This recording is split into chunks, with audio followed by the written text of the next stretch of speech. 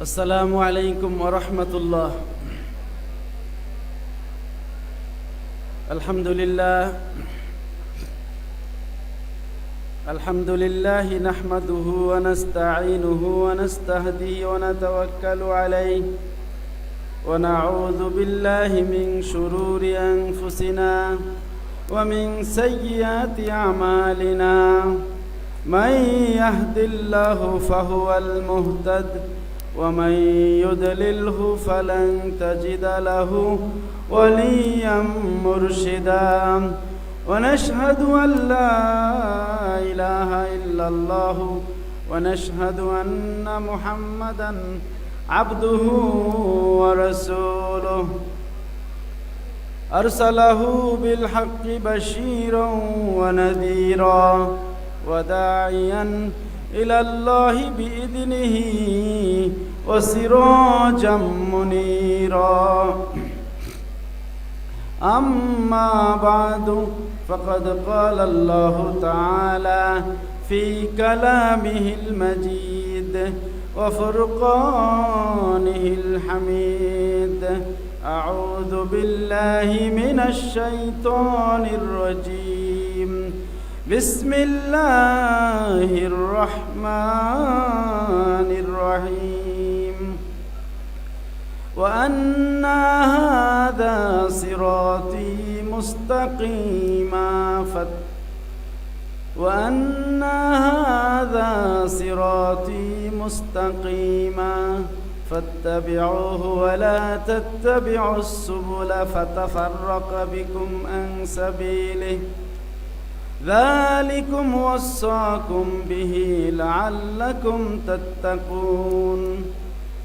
وقال تعالى في كتابه في شان حبيبه آمرا ومخبرا: إن الله وملائكته يصلون على النبي يا أيها الذين آمنوا صلوا عليه وسلموا تسليما. صلى الله على محمد صلى الله عليه وسلم. صلى الله على محمد صلى الله عليه मोहब्बत साथे पढ़ुन सल्लल्लाहु अला मुहम्मद सल्लल्लाहु अलैहि वसल्लम. सल्लल्लाहु अला मुहम्मद सल्लल्लाहु अलैहि. सात الشجر نطق الحجر شق القمر بإشارته. صلى الله على محمد صلى الله عليه وسلم. صلى الله على محمد صلى الله عليه. بلغ العلا بكماله كشف الدجى بجماله حسنت جميع خصاله. صلوا عليه وآله. مشرق حب محمد مطلع दीवान माँ मतलाए खुर्शीद इश्का सीनाए सूजन माँ. बलगल उला बिकमालिही कशफत दुजा बिजमालिही हसनत जमीउ खिसालिही. सल्लु अलैहि. मुहम्मदुन सय्यिदुल कौनैन वस्सक़लैन والفريقين من عرب ومن عجم. بلغ العلا بكماله كشف الدجى بجماله حسنت جميع خصاله صلوا عليه মুআজ্জাজ মুহতারাম ওয়াজিবুল এহতারাম ঐতিহ্যবাহী সারসিনা দরবার শরীফ আধ্যাত্মিক জ্ঞান সাধনার ঐতিহ্যবাহী নিকেতন সারসিনা দরবারের আলা হযরত পীর সাহেব হুজুর কিবলা মাদ্দাজিল্লাহুল আলী, উপস্থিত দরবারের হাজারাত উলামায়ে কিরাম, পীর ভাই মুহিব্বিন, দেগার মুসলিমিন ভাইরা, আল্লাহ রাব্বুল আলামিন আমাদেরকে সারসিনা শরীফের এই 3 দিন ব্যাপী অগ্রাণের মাহফিলে উপস্থিত হওয়ার এবং আল্লাহর ওলির দরবারে এসে তরিকতের তালিম নেওয়ার, জিকির শিক্ষা করার এবং দ্বীনের বিভিন্ন বিষয়ে আলোচনার শোনার এই মজলিসে, এই সুন্দরতম মাহফিলে আসার এবং অংশগ্রহণ করার তৌফিক দান করেছেন। এজন্য শুকরিয়া বলে আলহামদুলিল্লাহ, পরাণ করে বলে আলহামদুলিল্লাহ। লা ইন শাকারতুম লা আযীদান্নাকুম ওয়া লা ইন কাফারতুম ইন্না আযাবি লাশাদীদ। আল্লাহ বলেছেন, বান্দা যতই তুমি শুকরিয়া করবে আমি আল্লাহ তোমার নেয়ামতকে আরো বাড়িয়ে দিব। শুকরিয়া করলে নেয়ামত বাড়িয়ে দিবে কে? আল্লাহ। এজন্য শুকরিয়া আদায় করতে হবে। দুনিয়ার নাজ নেয়ামত আমরা পাই, তখন আমাদের শুকরিয়া মন থেকে আসে। একটা ভালো খাবার খাইলে আলহামদুলিল্লাহ বলি, একটা ভালো পোশাক পাইলে সহজেই আলহামদুলিল্লাহ বলি। কিন্তু এই দুনিয়ার নেয়ামত এটা একদিন শেষ হয়ে যাবে নাকি স্থায়ী থাকবে? দুনিয়ার নেয়ামত, আল্লাহ আমাদের দুনিয়াতে যে নেয়ামতগুলো দেন, এই খাবার দেন, এই পোশাক দেন, এই ঘর দেন, এই বাড়ি দেন, এই টাকা পয়সা, এই গাড়ি বাড়ি, যা কিছু জমি জমা যা আছে, এইগুলো কি থাকবে না ধ্বংস হয়ে যাবে? ধ্বংস হয়ে যাবে।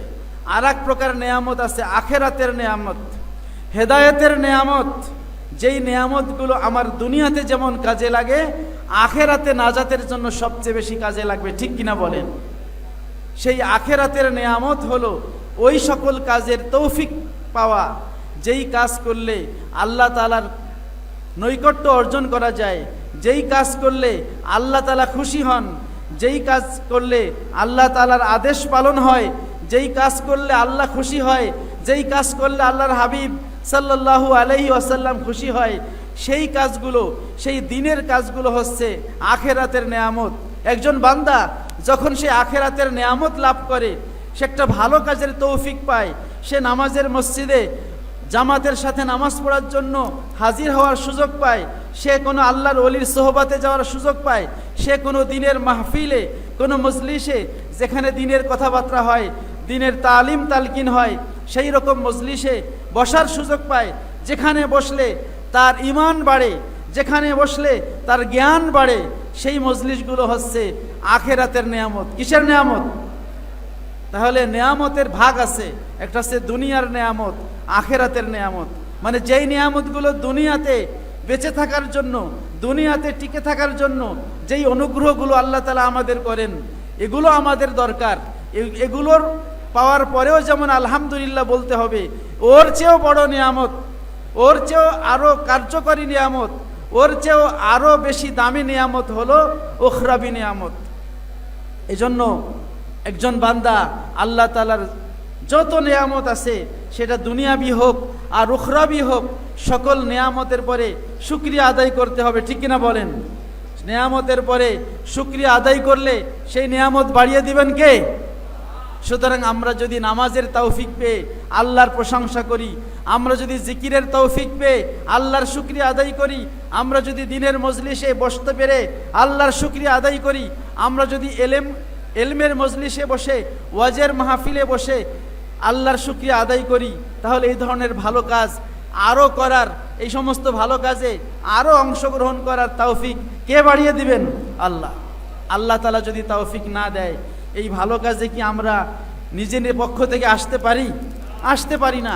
কত মানুষ আছে তারা সারসিনাকে ভালোবাসে, কিন্তু এই মাহফিলে আসতে পারে নাই, এমন আছে না নাই? হয়তো নিয়ত ছিল, কিন্তু আল্লাহ তাআলা তাকে তৌফিক দেন নাই। কিন্তু আমাকে আপনাকে এই আল্লাহর ওলিদের এই চরণধুলির এই মিশ্রিত এই চরণধুলিতে বরকতময় এই সারসিনার এই জমিনে আল্লাহ তাআলা আমাদেরকে কিছু সময়ের জন্য এই লেটার শোয়ার সুযোগ দিয়েছে, কিছু সময়ের জন্য অবস্থান করার সুযোগ দিয়েছে এই পবিত্র জমিনে। এজন্য আল্লাহ তাআলার দরবারে আবারও প্রাণ খুলে শুকরিয়া আদায় করে আলহামদুলিল্লাহ।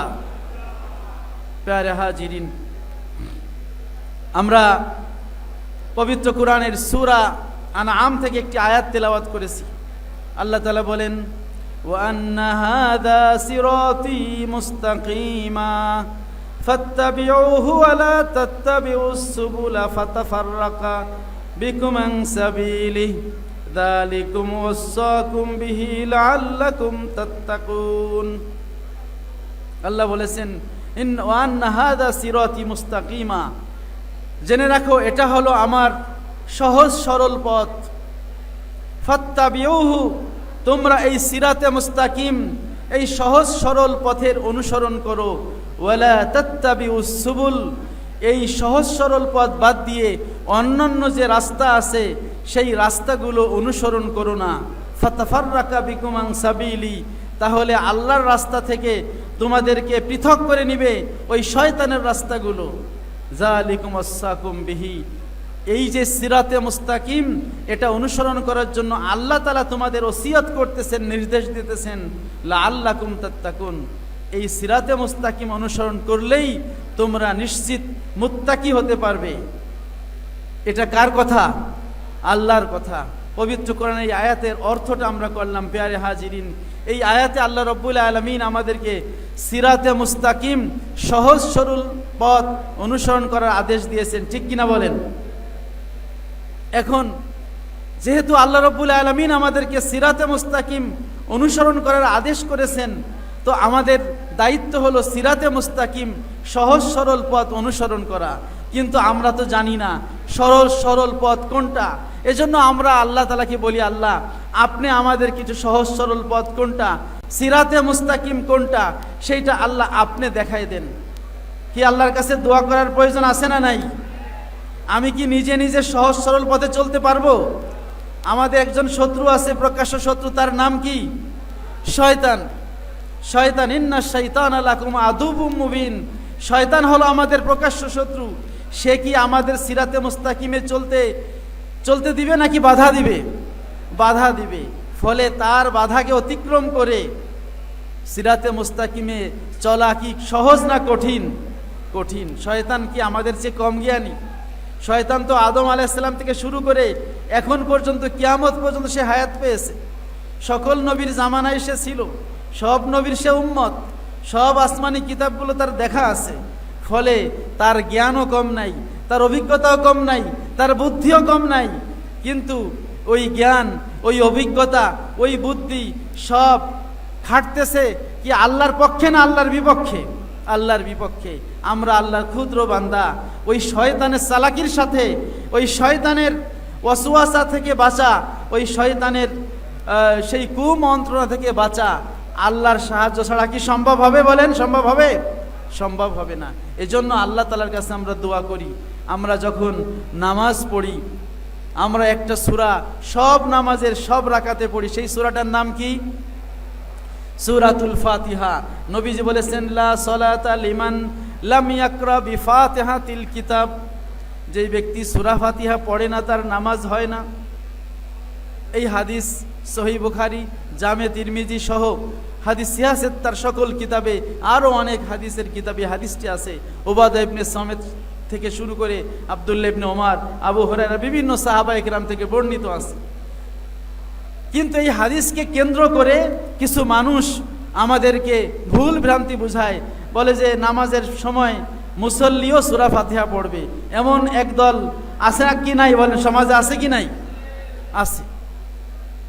সূরা ফাতিহা নামাজের পিছনে পড়তে হবে কি হবে না? ইমাম সাহেব সূরা ফাতিহা পড়বে, এতে তো কোনো সমস্যা নাই, কারণ সূরা ফাতিহা না পড়লে নামাজ হবে না। কিন্তু ইমামের পিছনে যারা ইক্তাদাইতু বিহাযাল ইমাম বলে ইমামের পিছনে দাঁড়িয়েছে, তারাও কি সূরা ফাতিহা পড়বে নাকি পড়বে না? আমাদের ইমামে আজম আবু হানিফা রাহমাতুল্লাহ আলাইহি তিনি ঘোষণা করেছেন মুসল্লি সে সূরা ফাতিহা পড়বে না। কি মুসল্লি সূরা ফাতিহা পড়বে? মুসল্লি সূরা ফাতিহা পড়বে না, কারণ আল্লাহ রাব্বুল আলামিন বলেছেন ওয়াইজা কুরিয়াল কুরআনু ফাসতামিউ লাহু ওয়া আনসিতু লাআল্লাকুম তুরহামুন। ওয়াইজা কুরিয়াল কুরআনু, যখন কোরআন শরীফ পড়া হয়, ফাসতামিউ লাহু, তোমরা কোরআন শরীফ মনোযোগ দিয়ে শ্রবণ করো, ওয়া আনসিতু, এবং তোমরা চুপ থাকো, লাআল্লাকুম তুরহামুন, তাহলে তোমরা রহমত পাবে, আল্লাহ তাআলার দয়া পাবে। তাহলে এখানে কোরআন শরীফ যখন তেলাওয়াত করা হয় তখন দুইটা হুকুম দেয়া হয়েছে। কয়টা হুকুম? একটা বলা হয়েছে ফাসতামিউ লাহু, তোমরা মনোযোগ দিয়ে কোরআন শোনো, আর একটা বলা হয়েছে ওয়া আনসিতু, এবং চুপ থাকো। মানে কোরআন শরীফ যখন তেলাওয়াত হবে তখন মনোযোগ দিয়ে শুনতেও হবে এবং চুপও থাকতে হবে। দুইটা হুকুম, দুইটা সেন্টেন্সে, দুইটা ইম্পারেটিভ সেন্টেন্সে, দুইটা আমর, দুইটা আদেশ এখানে আল্লাহ তাআলা করেছেন, মনোযোগ দিয়ে শোনা আর চুপ থাকা। আচ্ছা, মনোযোগ দিয়ে শুনতে গেলে কি চুপ থাকতে হয় নাকি হয় না? আপনি কথা বললে কি মনোযোগ থাকবে? থাকবে না। তাহলে মনোযোগ দিয়ে শুনতে গেলে তো এমনিতেই চুপ থাকতে হবে। তাহলে আল্লাহ তাআলা কেন আবারও বললেন তোমরা চুপ থাকো? আগে বললেন মনোযোগ দিয়ে শোনো, তারপরে বললেন চুপ থাকো। তো মনোযোগ দিয়ে শুনতে হলে তো এমনিতেই চুপ থাকতে হয়, তাহলে কেন আল্লাহ তাআলা আবার বললেন চুপ থাকো? কারণ মুসল্লিদের বিভিন্ন প্রকার আছে। কেন মুসল্লি ইমাম সাহেবের কাছে থাকে, আবার অনেক মুসল্লি আছে ইমাম থেকে কি থাকে, দূরে থাকে। মনে করেন এই স্যার সিনার এই বিশাল মাহফিল, যদি এখানে মাইক না থাকতো তাহলে ইমাম সাহেব যেই কেরাত পড়ে ওইটা কি আমরা শুনতে পারতাম? শুনতে পারতাম না। বড় জামাত হলে ইমাম সাহেবের কেরাত মুসল্লির পিছনেরা শুনতে পারে না। তাহলে কিছু মুসল্লি আছে এরা ইমাম সাহেবের কাছে থাকে, তারা কেরাত শুনতে পারে, আর যারা দূরে থাকে তারা কি পারে না, কেরাত শুনতে পারে না। এই দুই দল মুসল্লির জন্য আল্লাহ বলেছেন যারা শুনতে পারে তারা হচ্ছে মনোযোগ দিয়ে শুনবে, আর যারা শুনতে পারে না তারা কি করবে? চুপ থাকবে, তারা কিছু করবে না, তারা চুপ থাকবে। ইমাম নাসাই রহমাতুল্লাহ আলাইহি বলেন এই যে হাদিসটা, আয়াতটা ওয়াইজা কুরিয়াল কুরআনু ফাসতামিউ লাহু ওয়া আনসিতু, এই আয়াতটা নাজিল হয়েছে নামাজ প্রসঙ্গে। অর্থাৎ নামাজে যখন ইমাম সাহেব সূরা ফাতিহা পড়বে অথবা অন্য কোনো কেরাত পড়বে, মুসল্লির কাজ হলো দুইটা। যদি সে শুনতে পারে তাহলে সে কি করবে? মনোযোগ দিয়ে শুনবে, আর যদি শুনতে না পারে তাহলে কি করবে? চুপ থাকবে। এখন শুনতে না পারা এটা দুই সূরাতে হতে পারে। কয় সূরাতে? একটা হলো ইমাম সাহেব যদি জোরে পড়ে কিন্তু আপনি অনেক দূরে, এই কারণে আপনি শুনেন নাই। আর একটা হতে পারে ইমাম সাহেব পড়ছে আস্তে আস্তে, যেমন জোহরের নামাজে ইমাম সাহেব আস্তে পড়ে, যেমন আসরের নামাজে ইমাম সাহেব আস্তে পড়ে, তখন আপনি কাছে থাকলেও শুনতে পারেন না। তো তখনও কিন্তু কোরআনের ওই আয়াতটা আমল করা যায়, ওয়া আনসিতু, আর তোমরা চুপ থাকো। এজন্য হানাফি মাযহাবের উলামায়ে কেরাম তাদের যেই উসুল, ইমাম আজম আবু হানিফা রাহমাতুল্লাহ আলাইহি বলেন মা জাআনিল্লাহ ফাআলার রাসি আল আইন, আল্লাহর পক্ষ থেকে যেটা আসবে সেটা আমার মাথার উপরে। এই জন্য হানাফি মাযহাবের প্রথম দলিল হলো কোরআন, দ্বিতীয় হলো হাদিস, তৃতীয় ইজমা, এরপরে কিয়াস। কয়টা? চারটা। কোরআন, সুন্নাহ, ইজমা, কিয়াস। কোরআন, সুন্নাহ, ইজমা, কিয়াস। সমাজে এক ধরনের লোক আছে, এরা বলে আল কোরআনের আলো ঘরে ঘরে জালো, আল হাদিসের আলো ঘরে ঘরে জালো। এখন ইজমা কিয়াস কি বাদ দেওয়া যাবে? কি ইজমা কিয়াস বাদ দেওয়া যাবে? এইটা হচ্ছে একটা সূক্ষ্ম ষড়যন্ত্র। অবশ্যই কোরআন হাদিস সবার আগে, কিন্তু ইজমা কিয়াসকে আপনি বাদ দিতে পারবেন না। আমাদের উলামায়ে মুস্তাহিদিন যেই উসুল নির্ণয় করেছেন, হানাফি মাযহাবের উসুল হলো আগে কোরআন। কোরআনের মধ্যে যদি সমাধান পাওয়া যায় তাহলে সেখানে হাদিসের দিকে যাওয়ার কোনো প্রয়োজন নাই। যদি কোরআনে সমাধান খুঁজে না পাওয়া যায় তাহলে দ্বিতীয়তে হাদিসের দিকে যেতে হবে। যদি হাদিসে সমাধান খুঁজে না পাওয়া যায় তারপরে নিচের দলিলের দিকে যেতে হবে। ঠিক কিনা বলেন? রাসূল পাক সাল্লাল্লাহু আলাইহি ওয়াসাল্লাম তার সাহাবী মুআজ ইবনে জাবাল রাদিয়াল্লাহু আনহু তাকে যখন ইয়ামান দেশে পাঠান, ইয়ামান দেশে পাঠানোর সময় নবীজি হযরত মুআজ ইবনে জাবালকে আগায় দিলেন, রাস্তায় একটু পথ আগায় দিলেন। শেষ পর্যন্ত যখন বিদায় দিবেন, বিদায়ের পূর্ব মুহূর্তে মুআজ ইবনে জাবালকে একটু দাঁড় করালেন। মুআজ ইবনে জাবাল ঘোড়ার উপরে বসা, আল্লাহর নবী সাল্লাল্লাহু আলাইহি ওয়াসাল্লাম নিচে দাঁড়ানো। মুআজ ইবনে জাবালকে বলতেছেন, হে মুআজ, বিমা তাকজিয়া মুআজ, মুআজ তুমি কিভাবে বিচার করবে?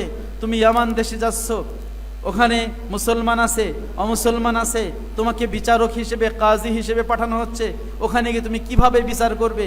মুআয ইবনে জাবাল বলল, বি কিতাবিল্লাহ, হে আল্লাহর রসুল, যদি আমার কাছে কোনো বিচারের মাসালা আসে, কোনো সমস্যা সমাধান করতে বলা হয়, আমি আল্লাহর কিতাব দিয়ে ফয়সালা দিব। কি দিয়ে? নবীজি বললেন, ফাইল্লাম তাজিদ, মুআয, যদি আল্লাহর কিতাবে তুমি ওই বিচারের ফয়সালা খুঁজে না পাও, তাহলে কি করবা? মুআয ইবনে জাবাল বলল, ফাবি সুন্নাতি রাসূলিল্লাহ, তাহলে আল্লাহর রসুলের সুন্নাত দিয়ে। তাহলে 1 নম্বর কি? আল্লাহর কিতাব। 2 নম্বরে বললেন আল্লাহর রসুলের সুন্নাত।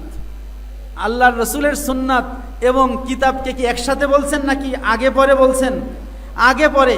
কুরআন সুন্না কখনো এক লাইনে না, আগে কুরআন পরে সুন্না। কুরআন হচ্ছে মূল, সুন্না বা হাদিস হচ্ছে কুরআনের ব্যাখ্যা। রাসূল পাক সাল্লাল্লাহু আলাইহি ওয়াসাল্লাম তার বক্তব্য দিয়ে, তার ফেল, তার কর্ম দিয়ে, তার মৌন সম্মতি, তার কথা, তার কাজ, তার মৌন সম্মতি তথা হাদিসের মাধ্যমে এই কুরআনের প্র্যাকটিক্যাল ব্যাখ্যা করে দিয়েছেন, তার থিওরিটিক্যাল ব্যাখ্যা করে দিয়েছেন, তার কথার মাধ্যমে, কাজের মাধ্যমে কোরআনের প্র্যাকটিক্যাল ব্যাখ্যা করে দিয়েছেন। কিন্তু কুরআন হলো মূল। এই জন্য হানাফি মাযহাবের সূত্র হলো, যদি কোনো মাসালার সমাধান কুরআনে পাওয়া যায়, তাহলে হাদিসের দিকে তাকানোর প্রয়োজন নাই, কুরআন দিয়ে সমাধান শেষ। যদি কুরআনে বিস্তারিত না পাওয়া যায়, তখন বিস্তারিতর জন্য, তফসিলের জন্য আপনি হাদিসের দিকে যেতে পারবেন। এই জন্য ইমামে আজম আবু হানিফা রাহমাতুল্লাহ আলাইহি, ওনার কাছে যখন বলা হলো যে একজন মুসল্লি সূরা ফাতিহা পড়বে কিনা, উনি বললেন না, পড়বে না। কেন? কুরআনে আল্লাহ বলছে মুসল্লির কাজ হলো 2টা, ইমামের কাজ হলো কেরাত পড়া, আর মুসল্লির কাজ হলো যদি সে শুনতে পারে মনোযোগ দিয়ে শুনবে, আর যদি শুনতে না পারে তাহলে সে চুপ থাকবে। সুতরাং জাহরি কেরাত হোক আর সিররি কেরাত হোক, মুসল্লি যদি কেরাত না শুনে, তাহলে মুসল্লির কাজ হলো কি করা? চুপ থাকা। এখন ইমামে আজম আবু হানিফা রাহমাতুল্লাহ আলাইহি কুরআন থেকে যে সমাধান দিলেন, এই সমাধান কি হাদিস বিরোধী? কখনোই না। হাদিসও এটাই বলা আছে।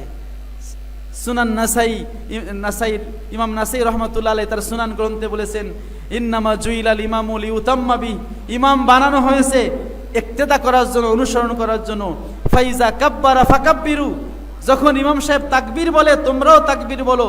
ওয়াইজা রকা ওয়াইজা করা ফাআনসিতু, ইমাম যখন কেরাত পড়ে তখন তোমরা চুপ থাকো। এই হাদিসটি মুতলাক। সুতরাং ইমাম জাহারি কেরাত হোক আর সিররি কেরাত হোক, ইমাম সাহেব যদি কেরাত পড়ে, তখন মুসল্লির কাজ হলো চুপ থাকা আর মনোযোগ দিয়ে ইমাম সাহেবের কেরাত শ্রবণ করা। এজন্য সূরা ফাতিহা এটা ইমাম সাহেব পড়বে, মুসল্লি পড়বে না। ইমাম তাহাবী রহমাতুল্লাহ হাদিস নিয়ে এসেছেন, মান কানা লাহু ইমামুন ফাকিরাতুল ইমামে লাহু কিরা, যেই ব্যক্তির ইমাম আছে, ইমামের কেরাতই হলো তার কেরাত। ইমাম সাহেব কেরাত পড়লে মুসল্লির কি লাগে না? কেরাত পড়া লাগে না। ইমাম সাহেবের ইমাম সাহেবকে যেহেতু আমি ইক্তেদা করে ইক্তাদাইতু বিহাযিল ইমাম বলে দিয়েছি, মানে আল্লাহর সাথে কথা বলার দায়িত্ব ইমাম সাহেবকে দিয়েছি। ইমামে আজম আবু হানিফা রাহমাতুল্লাহ আলাইহি উনি যখন একবার হজে গেলেন, তখন ইমাম আউজাই রহমাতুল্লাহর কিছু লোক, মানে হচ্ছে সিরিয়ার কিছু লোক, যারা হচ্ছে নামাজের পিছনে সূরা ফাতিহা হচ্ছে পড়ার পক্ষে ছিল, তারা আবু হানিফা রহমাতুল্লাহ আলাইহির কাছে আসলো যে, হে ইমাম আবু হানিফা, আমরা জানি লা সালাতা ইল্লা বিফাতিহাতিল কিতাব, সূরা ফাতিহা না পড়লে নামাজ হবে না, আর আপনি পড়েন, বলেন যে মুসল্লি সূরা ফাতিহা পড়া লাগবে না, ইমাম সাহেবের একা পড়লেই চলবে। তো আমরা আপনার সাথে বাহাস করতে চাই। অনেক লোক আসছে। আবু হানিফা রহমাতুল্লাহ আলাইহি বললেন, তোমরা এত মানুষ আসছো আমার সাথে বাহাস করতে, আমি একা, তো আমি কি তোমাদের সাথে পারবো? তাহলে একটা কাজ করো, তোমরা এত মানুষ যদি আমার সাথে কথা বলো, তো আমি কার কথা শুনবো আর কার কথার উত্তর দিব? একটা কাজ করো, তোমরা একজন নেতা নির্বাচন করো, যে আমার সাথে তোমাদের সবার পক্ষ থেকে কথা বলবে। তারা বলল, হ্যাঁ, ইনি হলো আমাদের নেতা। ইমাম আবু হানিফা রহমাতুল্লাহ আলাইহি বলেন যে, উনি তোমাদের নেতা? সবাই বলল, হ্যাঁ। বলেন, উনি তোমাদের পক্ষ থেকে যে কথা বলবে সেটা কি তোমাদের সবার কথা? তারা বলল, হ্যাঁ। আবু হানিফা রহমাতুল্লাহ বলেন, বাহাস শেষ। তারা বলল, কিভাবে? আমরা তো এখন সূরা ফাতিহার হাদিসগুলো আলোচনাই করলাম না, তো কিভাবে বাহাস শেষ হলো? আবু হানিফা রহমাতুল্লাহ আলাইহি বলেন, যখন তোমরা আমার সাথে কথা বলার জন্য একজন নেতা নির্বাচন করলে এবং তোমরাই বললে এই নেতা যে কথা বলবে সেটা তোমাদের কথা, তাহলে যখন আমার ইক্তাদাইতু বিহাযিল ইমাম বলে আল্লাহর সাথে কথা বলার জন্য একজন ইমাম বানাই দেই, তখন ইমাম সাহেব যে কথা বলে ওটাই মুসল্লিদের কথা, ঠিক কিনা বলেন? কারণ একজন মুসল্লি যখন নামাজে দাঁড়ায়, তখন ইমাম সাহেব যখন নামাজে সূরা ফাতিহা পড়ে, প্রত্যেকটা আয়াত যখন সে তেলাওয়াত করে, প্রত্যেকটা তেলাওয়াতের সাথে সাথে ওই সূরার তেলাওয়াতের সাথে সাথে আল্লাহ রাব্বুল আলামিন তেলাওয়াতের জবাব দিয়ে থাকেন। বলেন সুবহানাল্লাহ। হাদিসে আছে কসসামতু সূরাতা সলাতা বাইনি ওয়া বাইনা আবদি নিসফাইন, আমি এবং আমার বান্দার মাঝে সূরা ফাতিহাকে দুই ভাগ করেছি। ওয়ালিয়া নিসফাইন, অর্ধেক হচ্ছে আল্লাহর, অর্ধেক হচ্ছে বান্দার। ওয়ালি আবদি মা সাআলা, বান্দা যেটা চাবে আল্লাহ সেটাই দিবেন। এরপরে নবীজি বলেন ফাইজা ক্বাল আল আবদুস আলহামদুলিল্লাহি রাব্বিল আলামিন, যখন একজন বান্দা নামাজে আলহামদুলিল্লাহি রাব্বিল আলামিন বলে, আল্লাহ রাব্বুল আলামিন বলে হামাদানি আবদি, বান্দা আমার প্রশংসা করছে। ওয়াইজা ক্বাল আর রহমানির রহিম, যখন আর রহমানির রহিম বলে মজ্জাদানি আবদি, বান্দা আমার প্রশংসা করেছে, আমাকে সম্মান দিয়েছে। যখন বলে মালিক ইয়াউমিদ্দিন, অর্থাৎ তিনি বিচার দিবসের মালিক, আল্লাহ বলেন আসনা আলাইয়া আবদি, বান্দা আমার গুণকীর্তন করতেছে। যখন বলে ইয়াকা নাবুদু ওয়া ইয়াকা নাস্তাইন, যখন বান্দা বলে, আল্লাহ বলে হাজা বাইনি ওয়া বাইনা আবদি নিসফাইন, এই আয়াতটা আমার এবং বান্দার মাঝে অর্ধেক অর্ধেক। ইয়াকা নাবুদু, আমরা আপনার ইবাদত করি, এই অংশটুকু হচ্ছে আল্লাহর। আর ইয়াকা নাস্তাইন, এবং আল্লাহ আমার কাছে সাহায্য চাই, এই সাহায্য চাওয়ার অংশটা হলো বান্দার। এরপরে বাকি যে আয়াত ইহদিনাস সিরাতাল মুস্তাকিম সিরাতাল্লাযিনা আনআমতা আলাইহিম গায়রিল মাগদুবি আলাইহিম ওয়ালাদ-দাল্লিন, আল্লাহ বলেন হাযা লি আবদি ওয়া লি আবদি মা সাআলা, এটা হলো আমার বান্দার অংশ, আমার বান্দা যেটা চাইবে সেটাই দেওয়া হবে। বলেন সুবহানাল্লাহ। তো আমরা এই সূরা ফাতিহার মধ্যে আল্লাহর কাছে কি চাই? আমরা যেই জিনিসটা চাই সেইটা হলো ইহদিনাস সিরাতাল মুস্তাকিম। আমরা যে প্রতিদিন যে নামাজগুলো পড়ি, যদি আপনি নফল নামাজ বাদও দেন, শুধু ফরজ এবং ওয়াজিব আর সুন্নাত নামাজ ধরেন, তাহলে ফজরে আপনার 4 রাকাত, জোহরে আছে 10 রাকাত, এরপরে আসরে আছে 4 রাকাত, মাগরিবে আছে 5 রাকাত, এশায় বেতের সহ আছে 9 রাকাত। এই সব মিলে দেখা যায় প্রতিদিন আমরা সুন্নাত এবং ওয়াজিব ফরজ মিলে 32 রাকাত নামাজে কমপক্ষে 32 বার আল্লাহ তাআলার কাছে বলি সূরা ফাতিহার মধ্যে ইহদিনাস সিরাতাল মুস্তাকিম। কি বলি না বলি? এর মানে কি আল্লাহ আপনি আমাদের সিরাতে মুস্তাকিম দেখাই দেন, আল্লাহ সরল সঠিক পথ দেখাই দেন, এইটা আমরা আল্লাহর কাছে চাই। কারণ আল্লাহ তাআলা সূরা আনামের মধ্যে বলেছেন ওয়া আন্না হাযা সিরাতি মুস্তাকিমা ফাত্তাবিউহু, এটা হলো আমার সিরাতে মুস্তাকিম, তোমরা এটার অনুসরণ করো। ওয়ালা তাত্তাবিউস সুবুল, সিরাতে মুস্তাকিম বাদ দিয়ে অন্য রাস্তা তোমরা অনুসরণ করো না, অন্য রাস্তায় চলো না। একটা হলো সাবিল মানে আল্লাহর রাস্তা সাবিলুল্লাহ, আর হচ্ছে সুবুলুশ শয়তান শয়তানের রাস্তা। আল্লাহর রাস্তা একটা, আল্লাহর রাস্তা কয়টা? কিন্তু শয়তানের রাস্তা অনেক। ওখানে বহু বচন বলা হয়েছে সুবুল, অনেক রাস্তা। শয়তানের রাস্তার কোনো শেষ নাই, কিন্তু আল্লাহর রাস্তা হলো একটা। রাসূল পাক সাল্লাল্লাহু আলাইহি ওয়াসাল্লাম সাহাবায়ে কিরামকে এই কোরআনের ব্যাখ্যা বুঝাই দেওয়ার জন্য তিনি প্র্যাকটিক্যাল একটা হাতের মধ্যে একটা কাঠি নিয়ে সেই বালুর মধ্যে একটা সোজা লম্বা টান দিলেন। খত্তা রাসূলুল্লাহ সাল্লাল্লাহু আলাইহি ওয়াসাল্লাম খত্তান সুম্মা খত্তান ইয়ামিনিহি খুতুতান ওয়া আন ইয়াসারিহি খুতুতান। রাসূল পাক সাল্লাল্লাহু আলাইহি ওয়াসাল্লাম সাহাবায়ে কিরামের সামনে প্রথমে বালুর মধ্যে এভাবে একটা রেখা টানলেন, তারপরে সেই রেখার ডান পাশে দুইটা রেখা টানলেন, বাম পাশে আবার কয়েকটা রেখা টানলেন, তারপরে বললেন হাযা সাবিলুল্লাহ, এই যে মাঝখানে যে রেখাটা আছে এইটা হলো আল্লাহর রাস্তা। আর বাকি রেখাগুলো বলেন এগুলো হচ্ছে সুবুলুশ শয়তান শয়তানের রাস্তা। সুতরাং আমরা কি আল্লাহর রাস্তায় চলবো না শয়তানের রাস্তায় চলবো? আল্লাহর রাস্তায় চলবো, কারণ আল্লাহর রাস্তায় চললেই আমরা দয়া পাবো, আল্লাহর রাস্তায় চললেই আমরা পথ পাবো, আখেরাতে নাজাত পাবো। যদি আল্লাহর রাস্তায় ছেড়ে শয়তানের রাস্তায় চলি তাহলে আমরা ধ্বংস হয়ে যাব, ক্ষতিগ্রস্ত হয়ে যাব। কারণ আল্লাহ তাআলা আমাদের সৃষ্টি করেছেন, তিনি আমাদের পৃথিবীতে পাঠিয়েছেন, লালন পালন করেছেন, এজন্য তিনি তার রাস্তা আমাদের চলার জন্য আদেশ করেছেন। কিন্তু আল্লাহ তাআলা জানেন যে আল্লাহর রাস্তায় চলা এত সহজ না, কারণ শয়তান আছে আমাদের আদব মুবিন, আমাদের প্রকাশ্য শত্রু। সে আমাদেরকে টেনে হেঁচড়ে নানাভাবে ভুলিয়ে ভালিয়ে নানা যুক্তি দেখিয়ে আমাদেরকে আল্লাহর রাস্তা থেকে সরিয়ে নিয়ে যাওয়ার জন্য 24 ঘন্টা শয়তান ব্যস্ত আছে। কি আছে কি নাই? সেজন্য আল্লাহর রাস্তায় চলার জন্য আল্লাহ তাআলা যেমন আমাদেরকে গাইড দিয়ে দিয়েছেন, একটা বই দিয়ে দিয়েছেন যার নাম হলো আল কোরআন। কি দিছেন না? আল কোরআন দিছেন। এখন আল কোরআন যদি আমরা না বুঝি আল্লাহ কোরআনের মধ্যে কি বলছেন সেজন্য আল্লাহ রাব্বুল আলামিন কোরআন দিয়েছেন, সাথে একজন শিক্ষকও দিয়েছেন। কি দিয়েছেন না? সেই কোরআনের যেই শিক্ষক আমাদেরকে আল্লাহ দিয়েছেন দয়া করে, সেই শিক্ষকের নাম কি? কি নাম? মুহাম্মাদুর রাসূলুল্লাহ সাল্লাল্লাহু আলাইহি ওয়াসাল্লাম। ওমা আরসালনাকা ইল্লা রাহমাতাল লিল আলামিন, কুল জাহানের জন্য যাকে আল্লাহ রাব্বুল আলামিন রহমত হিসেবে, যাকে আল্লাহ রাব্বুল আলামিন দয়ালু হিসেবে, দয়ার তরি হিসেবে আমাদের জন্য পাঠিয়েছেন, তিনি হলেন সাইয়্যিদুনা মুহাম্মাদুর রাসূলুল্লাহ সাল্লাল্লাহু আলাইহি ওয়াসাল্লাম, যিনি আমাদেরকে কোরআন বুঝাই দিবেন। কে বুঝাই দিবেন? সুতরাং যদি আপনি কোরআন বুঝতে চান তাহলে সাহায্য নিতে হবে আল্লাহর রসুলের। কার সাহায্য? আল্লাহর রসুলের। যদি আপনি কোরআন বুঝতে চান তাহলে সাহায্য নিতে হবে আল্লাহর রসুলের। আল্লাহর রসুল তো এখন আমাদের মধ্যে জীবিত নাই, তাহলে রসুলের সাহায্য কি বানবে? তাহলে রসুলের সাহায্য মানে হচ্ছে রসুলের হাদিসের সাহায্য। মানে কোরআন বুঝতে গেলে আপনার হাদিসের সাহায্য নিতে হবে। কি নিতে হবে কিনা?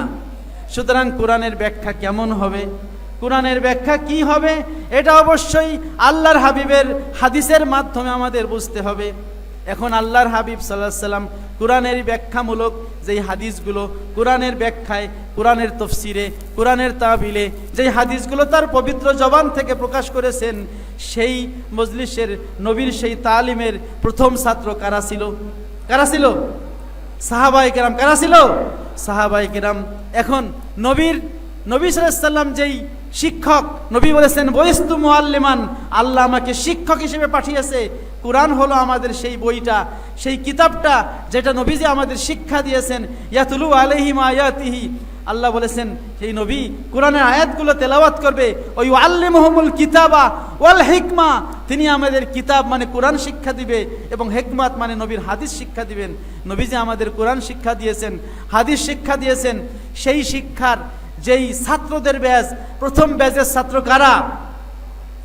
প্রথম এবং একমাত্র ব্যাচ সাহাবায়ে কেরামের পরে তাবেঈরা আসছে।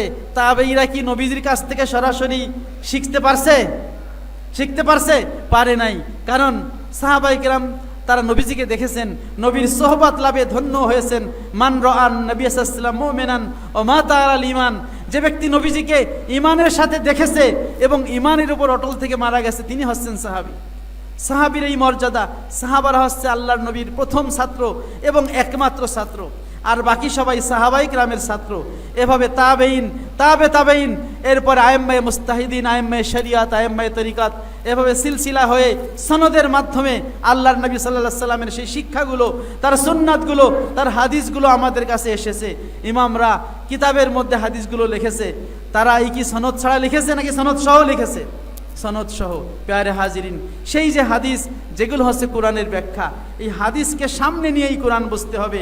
সাহাবায়ে কেরামের বুঝ অনুযায়ী কোরআন বুঝতে হবে। সাহাবায়ে কেরাম নবীর হাদিসকে যেভাবে বুঝেছে, সাহাবায়ে কেরাম আল্লাহর কোরআনকে যেভাবে বুঝেছে, আমাদের ওইভাবে বুঝতে হবে। নাকি আর কোনো পদ্ধতি আছে?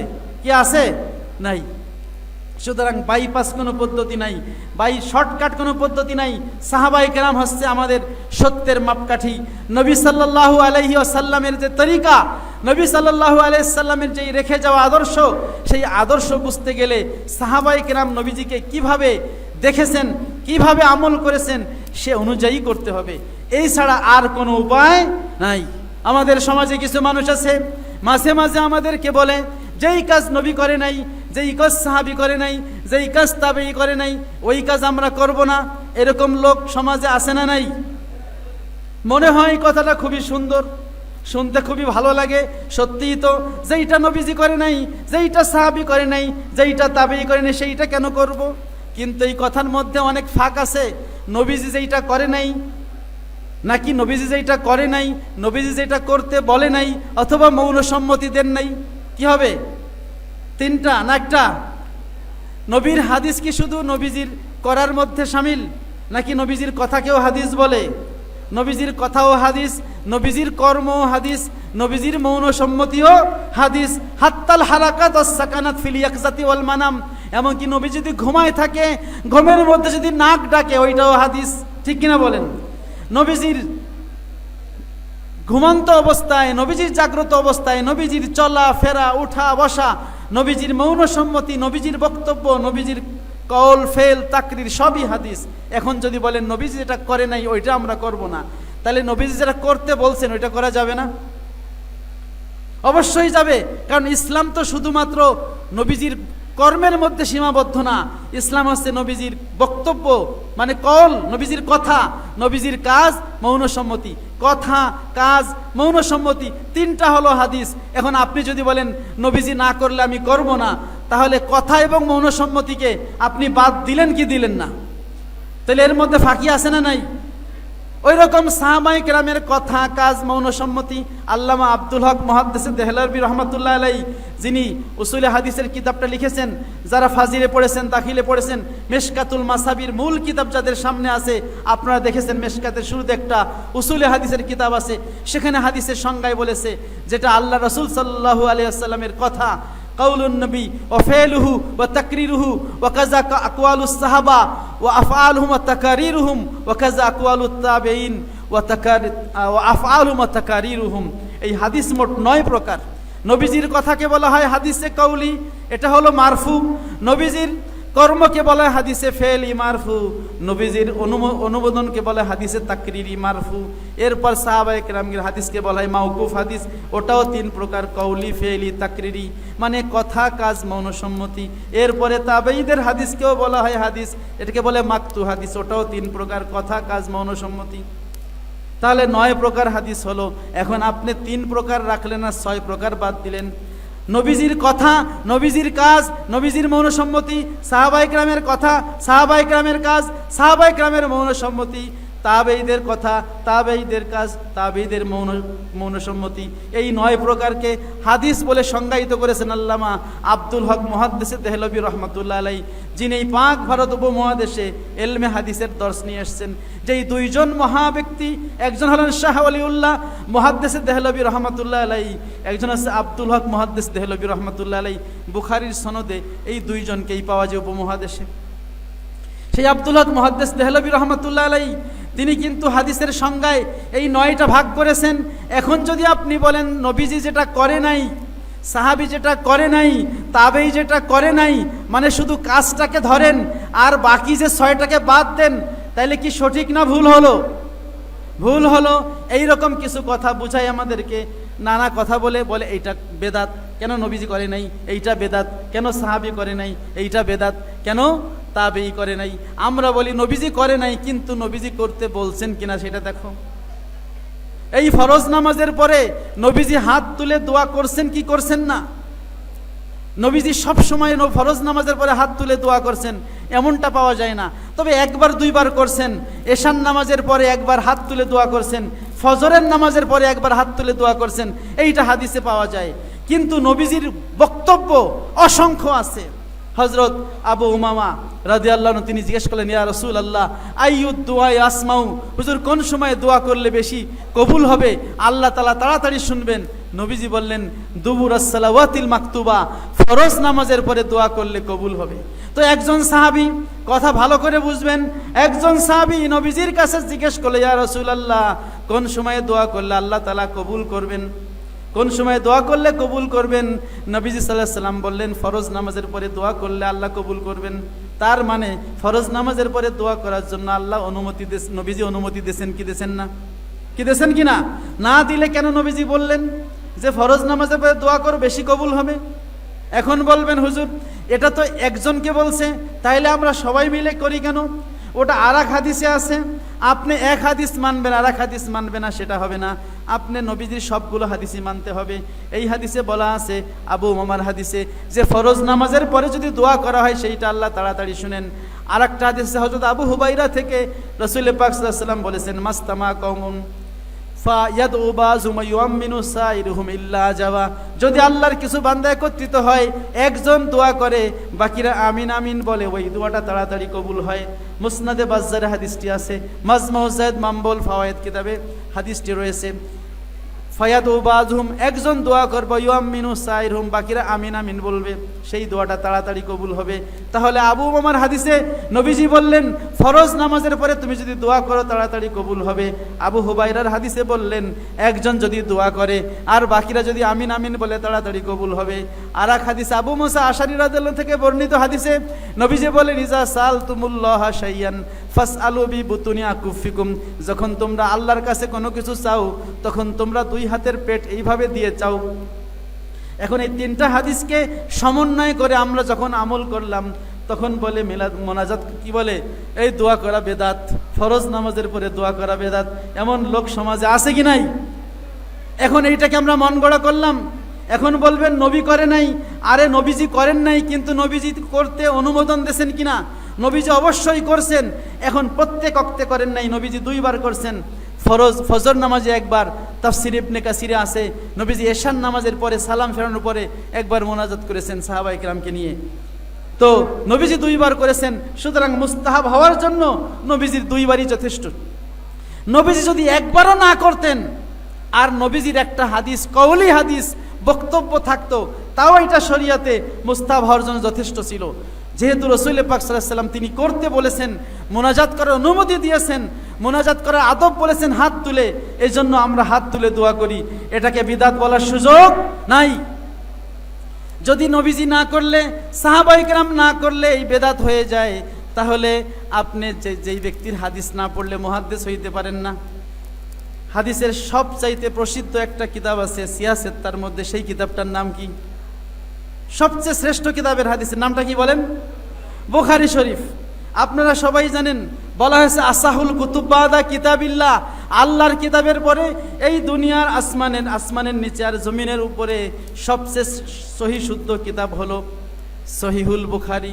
এইটা উলামায়ে কিরাম একেবারে শুরু থেকে শেষ পর্যন্ত সকল উলামায়ে কিরাম ইজমা করেছেন, ঐক্যমত হয়ে, কোনো মতভেদ নাই, সকলেই বলেছেন আসাহুল কুতুবে বাদা কিতাবিল্লাহ তাহাতা আদিম ইসমায়ে সহিহুল বুখারী।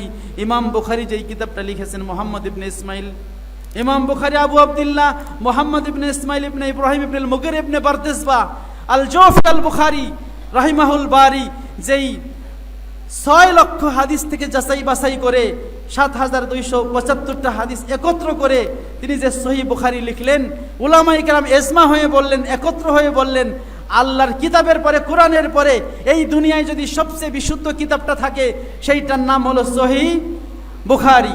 এখন ইমাম বুখারীর ইতিহাস খোঁজেন, কিভাবে ইমাম বুখারী কিতাবটা লিখছেন। যারা ইমাম বুখারীর এই বুখারী সব সম্পর্কে যাদের সামান্যতম জানা আছে, তারা প্রত্যেকেই কথাটা জানে যে ইমাম বুখারী নিজে বলেছেন, আমি মা আদখালতু ফি কিতাবি হাযা ইল্লা সাল্লাইতু রাকাতাইনে, আমি আমার এই কিতাবে একটা হাদিসও আমার কিতাবের মধ্যেও প্রবেশ করাই নাই। এ ব্যতীত যে প্রত্যেক হাদিস লেখার আগে আমি কি করেছি, ইকতাসালতু, আমি গোসল করেছি, সাল্লাইতু রাকাতাইনে, 2 রাকাত নামাজ পড়েছি, ওয়াস্তাখারতুল্লাহ, এবং আল্লাহ তাআলার কাছে ইস্তেখারা করে আল্লাহর কাছ থেকে আমি ইশারা পেয়েছি যে এই হাদিসটা বিশুদ্ধ। দুনিয়ার যেই তরিকা আছে, রাবি রেজাল, এগুলো যাচাই বাছাই করার পরে আল্লাহ তাআলার পক্ষ থেকে ইশারা পাওয়ার পর ইমাম বুখারী রহমাতুল্লাহ আলাইহি সেই 6 লক্ষ হাদিস থেকে যাচাই বাছাই করে প্রায় 16 বছর পরিশ্রম করে তিনি রাসূল পাক সাল্লাল্লাহু আলাইহি ওয়াসাল্লামের রওজা শরীফের পাশে 5 বছর, 16 বছরের মধ্যে 5 বছর ছিলেন রওজার পাশে বসে, সেই বরকতময় জায়গায় বসে বসে সহিহ বুখারী লিখলেন। আর প্রত্যেকটা হাদিস লেখার আগে 2 রাকাত নামাজ পড়লেন, ওযু করলেন, গোসল করলেন, ইস্তেখারা করলেন। আচ্ছা, হাদিস কি ইমাম বুখারী একা লিখছে নাকি আরো অন্যরা লিখছে? কি ইমাম বুখারী একা লিখছে? সাহাবায়ে কেরাম হাদিস লিখছেন কি লিখছেন না? সাহাবারও হাদিস লিখছেন। প্রথমে নবীজি বলছিলেন লা তাকতুবু আন্নি গায়রাল কোরআন, আমার সাহাবীরা তোমরা কোরআন লিখো না। এই জন্য এক ধরনের লোক আছে যারা মুনকিরিনে হাদিস, তারা বলে যে কোরআন, নবীজি কোরআন ছাড়া অন্য কিছু লিখতে মানা করছে, হাদিস তো 100 বছর পরে লিখিত হয়েছে, এই হাদিসের মধ্যে অনেক ভুল ভ্রান্তি আছে, এই জন্য হাদিস মানা যাবে না। বলেন নাউজুবিল্লাহ। এদেরকে বলা হয় মুনকিরিনে হাদিস। আমাদের সমাজে অনেক মুনকিরিনে হাদিস আছে। কিছু লোক আছে মোটে হাদিসকে মানেই না, তারা বলে কোরআন মানবো, আমরা হাদিস মানবো না, কারণ হাদিস 100 বছর পরে লিখিত হয়েছে। আর এক দল আছে, তারা বলে হাদিস মানবো, তবে যেইটা কোরআনের সাথে মিলবে সেইটা মানবো। আহলে কোরআন নামে এক দল আছে, তারা বলে কোরআনের সাথে মিললে মানবো, নাইলে মানবো না। এই জন্য তারা অনেক সহিহ হাদিস, সহিহ বুখারীর হাদিসকেও তারা বাদ দিয়ে দেয়। এরা পথভ্রষ্ট, কোনো সন্দেহ নাই। আর এক দল আছে হাদিস মানবো, তবে বুখারী এবং মুসলিম হলে মানবো, সিয়াসেত্তা বা অন্য কিতাবে থাকলে মানবো না, এরাও মুনকিরিনে হাদিস। আর এক দল আছে আমাদের সুবিধা মতো হলে মানবো, নাইলে মানবো না, এরাও মুনকিরিনে হাদিস। মুনকিরিনে হাদিসের বিভিন্ন দল আছে, বিভিন্ন গ্রুপ আছে। তারা বলে হাদিস তারা মানা যাবে না। কেন মানা যাবে না? তাদের একটা যুক্তি হলো, আল্লাহর নবী সাল্লাল্লাহু আলাইহি ওয়াসাল্লাম ইন্তেকালের 100 বছর পরে উমর ইবনে আব্দুল আজিজ রহমতুল্লাহ আলাইহি যখন খলিফা হলেন, তিনি 99 এবং 100 থেকে 101 হিজরি 2 বছর তিনি খলিফা ছিলেন। তখন মুহাম্মদ ইবনে আব্দুল্লাহ ইবনে শিহাব জুহরি রহমতুল্লাহ আলাইহি, যাকে সংক্ষেপে ইবনে শিহাব জুহরি বলা হয়, তাকে আদেশ করলেন এবং মুসলিম বিশ্বের বিভিন্ন প্রান্ত থেকে ঘুরে ঘুরে আল্লাহর নবী সাহাবীদের কাছ থেকে তিনি হাদিসগুলো সংগ্রহ করলেন, বিশাল পাণ্ডুলিপি করলেন সরকারিভাবে। কিন্তু যারা ইতিহাস জানে তারা জানে আল্লাহর রাসূল সাল্লাল্লাহু আলাইহি ওয়াসাল্লামের যুগেই হাদিস লেখা হয়েছে। প্রথমে নবীজি হাদিসের লেখক সংখ্যা, কোরআনের লেখক সংখ্যা, কাতে বহির সংখ্যা কমে যাবে এবং সাহাবাই কেরামের মধ্যে কোরআন হাদিসের তমিজ করা নতুন মুসলমানদের জন্য কঠিন হয়ে যাবে। এই কারণে বলেছিলেন যে হাদিস লেখা যাবে না, শুধু কোরআন লিখবে। কিন্তু পরবর্তীতে নবীজি নিজেই আদেশ করেছেন। হযরত আব্দুল্লাহ ইবনে আমর ইবনে আস রাদিয়াল্লাহু আনহু, উনি 6ষ্ঠ হিজরিতে মুসলমান হয়েছেন হুদাইবিয়ার পরে। তিনি বলেছেন, আমি আল্লাহর নবী সাল্লাল্লাহু আলাইহি ওয়াসাল্লামের কাছে অনুমতি চাইলাম, ইস্তাযানতুন নবী আলী কিতাবাতিল হাদিস ফাআজিনা। নবীজি আমাকে আদেশ দিলেন। হযরত মোল্লা আলী কারি রহমতুল্লাহ আলাইহি তার মেরকাতুল মাফাতি ফি শারহি মিশকাতিল মাসাবি কিতাবে লিখেছেন, আউয়ালু মান ইস্তাযানা লি কিতাবাতিল হাদিস আমর ইবনুল আস, আব্দুল্লাহ ইবনে আমর ইবনুল আস। নবীজির কাছে প্রথম যে কোরআন হাদিস লেখার জন্য অনুমতি চেয়েছেন তিনি হচ্ছেন আমর ইবনে আস, এর ছেলে আব্দুল্লাহ ইবনে আমর। নবী সাল্লাল্লাহু আলাইহি ওয়াসাল্লাম তাকে হাদিস লেখার অনুমতি দিলেন, তিনি লিখতেন। সহিহ বুখারীতে এসেছে, হযরতে আবু হুরায়রা রাদিয়াল্লাহু বলেন, আল্লাহর নবীর এমন কোনো সাহাবী নাই আমি আবু হুরায়রার চেয়ে বেশি হাদিস জানে, তবে আমর ইবনে আস ছাড়া ফাইন্নু ইয়াকতুবু ওয়ালা আকতুবু, কারণ আমর ইবনে আস লিখে রাখতো আর আমি আবু হুরায়রা লিখতাম না, আমি শুধু মুখস্থ করতাম, নবীজি থেকে শুনতাম আর মুখস্থ করতাম। এই যে হাদিস লেখা, রাসূল পাক সাল্লাল্লাহু আলাইহি ওয়াসাল্লাম তিনি হাদিস লেখার অনুমতি দিয়েছেন। রাসূল পাক সাল্লাল্লাহু আলাইহি ওয়াসাল্লামের তার জীবদ্দশায় তিনি হাদিস লেখার অনুমতি দিয়েছেন। সুতরাং হাদিস 100 বছর পরে লিখিত হয়েছে এইটা ঠিক নয়, বরং হাদিস লিখেছেন সাহাবায়ে কেরাম। হযরত আবু হুরায়রা তিনিও পরবর্তীতে লিখেছেন, মুআয ইবনে জাবাল লিখেছেন, প্রথমে লিখেছেন আব্দুল্লাহ ইবনে আমর ইবনে আস, এছাড়া আবু মুসা আশআরী সহ আরও অনেক সাহাবায়ে কেরাম, হযরত আলী রাদিয়াল্লাহু তিনিও লিখেছেন। ইমাম বুখারী বাবু কিতাবাতিল ইলম নামে কিতাবুল ইলমে বুখারীতে হাদিস নিয়ে এসেছেন। হযরত আলী বলেছেন, আমাদের কাছে লিখিত আছে কোরআন ছাড়াও, তিনি হাদিস লিখেছেন। হযরত আলীও হাদিস লিখেছেন। এভাবে সাহাবায়ে কেরাম হাদিস লিখেছেন, পরবর্তীতে তাবেঈরা হাদিস লিখেছেন এবং উমর ইবনে আব্দুল আজিজ রহমতুল্লাহ আলাইহি তিনি সরকারিভাবে হাদিস সংকলনের আদেশ করেছেন। কিন্তু এর মানে এই না যে 100 বছরের আগে হাদিস লেখা হয় নাই। কিন্তু আগের যুগের উলামায়ে কেরাম, সাহাবায়ে কেরাম তারা হাদিস লেখার চাইতে মুখস্থের উপর বেশি নির্ভর করতেন। কারণ রাসূল পাক সাল্লাল্লাহু আলাইহি ওয়াসাল্লামের দুয়ার বরকতে সাহাবায়ে কেরামের ব্রেনকে, তাদের মেধাশক্তিকে আল্লাহ তাআলা এত ক্ষুরধার করে দিয়েছিলেন, তারা যা শুনতো সবই মনে থাকতো। বলেন সুবহানাল্লাহ। আবু হুরায়রা রাদিয়াল্লাহু আনহু বলেন, একবার আমি নবীজির কাছে গেলাম, বললাম, ইয়া রাসূলুল্লাহ, আমি আপনার কাছ থেকে অনেক হাদিস শুনি কিন্তু ভুলে যাই, আমার জন্য একটু দোয়া করেন। সহিহ বুখারীতে এসেছে, নবীজি বলেন, আবু হুরায়রা, তোমার গায়ের মধ্যে যে চাদরটা আছে সেই চাদরটা বিছাই দাও। আবু হুরায়রা বললেন, ইয়া রাসূলুল্লাহ, আমি হাদিস শুনি কিন্তু মনে থাকে না। উত্তরে নবীজি বললেন, তোমার গায়ের চাদর বিছাই দাও। নবীজির হুকুমে হযরত আবু হুরায়রা গায়ের চাদর বিছাই দিলেন। আল্লাহর নবী সাল্লাল্লাহু আলাইহি ওয়াসাল্লাম এরপরে 2 হাত এভাবে ইশারা করে কি যেন একটা চাদরের মধ্যে দিয়ে দিলেন, ফায়েজ কি যেন একটা দিয়ে দিলেন। এরপরে বলেন, আবু হুরায়রা চাদরটা গুছাও।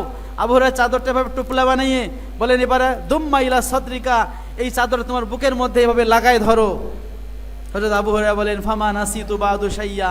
আল্লাহর নবী সাল্লাল্লাহু আলাইহি ওয়াসাল্লাম চাদরের মধ্যে যে এইভাবে 2 হাত দিয়ে দোয়া দিলেন, এরপরে ওই দোয়াওয়ালা চাদর যখন ওই বুকের মধ্যে লাগাইলাম, এরপরে আমি আল্লাহর নবীর যত কথা শুনেছি একটা অক্ষরও ভুলি নাই। বলেন সুবহানাল্লাহ। আরব দেশের লোকদেরকে ওই রকম মেধা আল্লাহ দিয়েছিলেন, তারা রিজালুল্লাহ, আল্লাহর নবীর হাদিসকে সংরক্ষণ করার জন্য সেই মেধা, সেই ব্রেন আল্লাহ তাদেরকে দিয়েছিলেন এবং তারা আল্লাহ রাসূল সাল্লাল্লাহু আলাইহি ওয়াসাল্লামের হাদিসগুলোকে মুখস্থ এবং তারা লিখিতভাবে সংরক্ষণ করেছে। সুতরাং হাদিস লেখা এটা আজকে শুরু না, ইমাম বুখারীর আগে অনেকেই হাদিস লিখেছে। ইমাম শাবি রহমতুল্লাহ আলাইহি, যিনি কুফার কাজী ছিলেন, তিনি কিতাবুল আবওয়াব নামে সুনানের হাদিস লিখেছেন প্রথম। এর আগে আরো অনেক তাবেঈরা হাদিস লিখেছেন। আমরা কারো জীবনীতে পাই না যে হাদিস লেখার আগে 2 রাকাত নামাজ পড়তে হয়। নবী সাল্লাল্লাহু আলাইহি ওয়াসাল্লাম তিনি তো হাদিস বলছেন, কিন্তু হাদিস বলার আগে 2 রাকাত নামাজ পড়েন নাই। সাহাবায়ে কেরাম তারা তো হাদিস লিখেছেন, কিন্তু লেখার আগে 2 রাকাত নামাজ পড়েন নাই। এরপরে হচ্ছে অন্যান্য ইমামরা তারাও হাদিস লিখেছেন। ইমাম আবু হানিফা তিনিও হাদিসের কিতাব, তার কিতাবুল আসার আছে। আবু ইউসুফ রহমতুল্লাহর হাদিসের কিতাব আছে কিতাবুল আসার। ইমাম মুহাম্মদ রহমতুল্লাহ আলী কিতাবুল হুজ্জা আলা আহলিল মদিনা আল মুআত্তাল ইমাম মুহাম্মদ কিতাবুল আসার হাদিসের কিতাব লিখেছেন। কিন্তু তারা তো হাদিসের কিতাব লেখার আগে কোনো হাদিসের লেখার আগে 2 রাকাত নামাজ পড়েন নাই। ইমাম বুখারী তিনি লিখলেন কেন? তিনি লেখার আগে 2 রাকাত নামাজ পড়লেন কেন? কোনো হাদিসে আপনি খুঁজে পাইবেন না, কোরআনের কোনো আয়াতে নাই যদি তোমরা নবীর হাদিস লেখো তাহলে 2 রাকাত নামাজ পড়ো, এরকম আয়াত আছে? কোনো হাদিসে লেখা পাইবেন না। আবার নবীজি বলেছেন যে আমার সাহাবীরা বা আমার উম্মতরা যদি তোমরা আমার হাদিস লেখো তাহলে 2 রাকাত নামাজ পড়ে নিও, এমন কি লেখা আছে? লেখা নাই। তাহলে নবীজি হাদিস লেখার আগে নিজেও নামাজ পড়েন নাই, নিজে নামাজ পড়তে বলেনও নাই, আর সাহাবীরাও নবীজির হাদিস লেখার আগে নামাজ পড়েন নাই। তারপরে ইমাম বুখারী প্রত্যেকটা হাদিস লেখার আগে 2 রাকাত করে নামাজ পড়লেন, গোসল করলেন, ইস্তেখারা করলেন। এখন কি আপনি ইমাম বুখারীকে বেদাতি বলবেন? কি বেদাতি বলবেন? যেই কাজ নবী করে নাই, সাহাবী করে নাই, তাবেঈ করে নাই, তারা যে বেদাতের সংজ্ঞা দেয় ওই সংজ্ঞা যদি আপনি ধরেন তাহলে ইমাম বুখারী কি বেদাতি হয়ে যায় কি যায় না? ইমাম বুখারী যদি বেদাতি হয়ে যায় তাহলে বেদাতির হাদিস তোমরা যে পড়ো তোমাদের মাদ্রাসায়, তাহলে তোমরাও কি হয়ে যাও? বেদাতি হয়ে যাও। আমরা বলি না না, ইমাম বুখারী কখনোই বেদাতি না, কারণ ইমাম বুখারী কোরআন অনুযায়ী আমল করেছেন। কারণ বিদাত হলো কুল্লু মা উহদিসা ওয়ালাম ইয়াদুল্লাহ আলাইহি দালিলুন, প্রত্যেক ওই নতুন কাজ যেই কাজের পক্ষে কোরআন হাদিস ইজমা কিয়াসের দলিল নাই সেইটা হলো বিদাত। কিন্তু যেই কাজের দলিল আছে ওমা উহদিসা ওয়ালাহু দালিলুন ইয়াদুল্লু আলাইহি ফালাইসা বিবিদাতিন। ইবনে হাজার আসকালানী রাহমাতুল্লাহ আলাইহি ফাথুল বারী কিতাবের মধ্যে লিখেছেন যেই কাজ নতুন কিন্তু তার উপরে শরীয়তের দলিল আছে, কোরআন সুন্নাহ ইজমা কিয়াসের দলিল আছে, ফালাইসা বিবিদাতিন, সেটা বিদাত নয়। ইবনু তাইমিয়া তাদের শায়েখ সে বলছে এই সমস্ত কাজ যেগুলোর পক্ষে কোরআন সুন্নাহ ইজমা কিয়াসের দলিল পাওয়া যায় সেগুলো নতুন হলে ওটাকে শাব্দিক অর্থে বেদাত বলা যায়, কিন্তু ইস্তেলাহান বা পারিভাষিকভাবে ওইটাকে কখনো বিদাত বলা যায় না। আল্লামা ইবনু রজব হাম্বলি তার ফথুল বারী সহিহ বুখারীর মধ্যে এই কথা বলেছেন। সুতরাং ইমাম বুখারী রাহমাতুল্লাহ তিনি কিভাবে নামাজ পড়লেন? 2 রাকাত নামাজ। কারণ কোরআনের মধ্যে আল্লাহ বলেছেন ওয়াস্তাইনু বিস-সাবরি ওয়াস-সালাহ, তোমরা নামাজ এবং ধৈর্যের মাধ্যমে আল্লাহ তাআলার সাহায্য চাও। ইমাম বুখারী দেখলেন আমি একটা কিতাব লিখতেছি, যেই কিতাবের মধ্যে সব সহিহ হাদিসগুলো একত্র করব। এর আগে অনেক কিতাব লিখেছে উলামায়ে কিরাম, মুহাদ্দিসিনে কিরাম, কিন্তু প্রত্যেক কিতাবের মধ্যে সহিহ হাদিসও ছিল, দুর্বল হাদিসও ছিল। ওনার উস্তাদ ইসহাক ইবনে রাহওয়াই রাহমাতুল্লাহ আলাইহি তিনি বললেন আমার ছাত্রদের মধ্যে যদি কোনো ছাত্র শুধু সহিহ হাদিসগুলো একত্র করে একটা কিতাব লিখতো ভালো হতো। ইমাম বুখারী মনে মনে চিন্তা করলেন আমার উস্তাদের এই কথাটা আমি রাখবো, আমি সহিহ হাদিসগুলো একত্র করে একটা কিতাব লিখব। এরপর ইমাম বুখারী স্বপ্ন দেখলেন একবার রাসূল পাক সাল্লাল্লাহু আলাইহি সাল্লাম তিনি বসে আছেন, তার গায়ের মধ্যে মাছি পড়তেছে। তখন ইমাম বুখারী রাহমাতুল্লাহ একটা পাখা দিয়ে বাতাস করে করে এই মাছিগুলো সরাই দিতেছেন। বলেন সুবহানাল্লাহ। নবীজির গায়ে মশা মাছি পড়ে নাকি? পড়ে? মশা মাছির সেই ক্ষমতা নাই, আল্লাহ রসুলের গায়ে পড়ে, তাদের জন্য হারাম। নবীজির গায়ে কোনো মশা মাছি কখনোই পড়ে নাই। কিন্তু ইমাম বুখারী স্বপ্নে দেখলেন নবীজির গায়ে মাছি পড়ছে আর তিনি বাতাস দিয়ে সেই মাছিগুলো তাড়াই দেখছেন। তাহলে এই স্বপ্নের কি ব্যাখ্যা হতে পারে? তো স্বপ্নের ব্যাখ্যা করা হলো যে যেই ব্যক্তি এই স্বপ্নে দেখেছে মুহাম্মদ সিরিন রাহমাতুল্লাহ আলাইহি, তিনি তাবেঈদের মধ্যে সবচেয়ে বড় ব্যাখ্যাকার ছিলেন। আরও উলামায়ে কেরাম তারা তার কাছ থেকে পরবর্তীদের ব্যাখ্যা শিখেছে। ইমাম বুখারীর এই ব্যাখ্যা স্বপ্নের ব্যাখ্যা করা হলো যেই ব্যক্তি এই স্বপ্ন দেখেছে যে নবীজি সাল্লাল্লাহু আলাইহি ওয়াসাল্লামের গা মুবারক থেকে মাছি তাড়িয়ে দিচ্ছেন, ওই ব্যক্তি আল্লাহর রাসূল সাল্লাল্লাহু আলাইহি ওয়াসাল্লামের হাদিস থেকে এইভাবে বানোয়াট যে কথাগুলো জাল হাদিসগুলো সেগুলো দূরীভূত করবেন আর সহিহ হাদিসগুলো একত্র করবেন। বলেন সুবহানাল্লাহ। ইমাম বুখারী তার উস্তাদের কথাকে ঠিক রাখার জন্য যখন নিয়ত করলেন, এরপরে যখন ওই হাদিসের স্বপ্নটা দেখলেন আর স্বপ্নের ব্যাখ্যা শুনলেন, এরপরে তিনি আত্মনির্ভর হলেন এবং আল্লাহর উপর ভরসা করে 16 বছর ব্যয় করে, তার মধ্যে 5 বছর ছিলেন রওজা শরীফে মদিনায়। সেই তাবাররুক বিল মাকান পবিত্র জায়গার বরকত হাসিলের জন্য 16 বছর বসে সহিহ বুখারী 6 লক্ষ হাদিস থেকে যাচাই বাছাই করে 3 লক্ষ মুখস্থ, 3 লক্ষ তার পাণ্ডুলিপিতে ছিল। এই 6 লক্ষ থেকে 7,275টা হাদিস একত্র করে সহিহ বুখারী লিখলেন। প্রত্যেকটা হাদিস লেখার আগে তিনি ওযু করলেন, কারণ তিনি জানতেন এই সহিহ হাদিস একত্র করা এটা সহজ কাজ না, এটা কঠিন কাজ। এই কঠিন কাজকে সহজ করতে পারেন একমাত্র কে? আল্লাহ। এজন্য আল্লাহর সাহায্য দরকার আছে না নাই? প্রত্যেকটা কাজ এর জন্য আল্লাহ তাআলার কাছে সাহায্য চাইতে হবে। ইমাম বুখারী চিন্তা করলেন আল্লাহ তাআলার কাছে সাহায্য চাইতে হবে যাতে আমি সহিহ বুখারীটা ঠিকমতো লিখতে পারি। কিন্তু সাহায্য চাওয়ার তো একটা তরিকা আছে। আল্লাহ তাআলা বলে দিয়েছেন ওয়াস্তাইনু বিস-সাবরি ওয়াস-সালাহ, বান্দা তোমরা আমার কাছে সাহায্য চাও নামাজের মাধ্যমে। সাহায্য চাইতে হবে কিসের মাধ্যমে? নামাজের মাধ্যমে।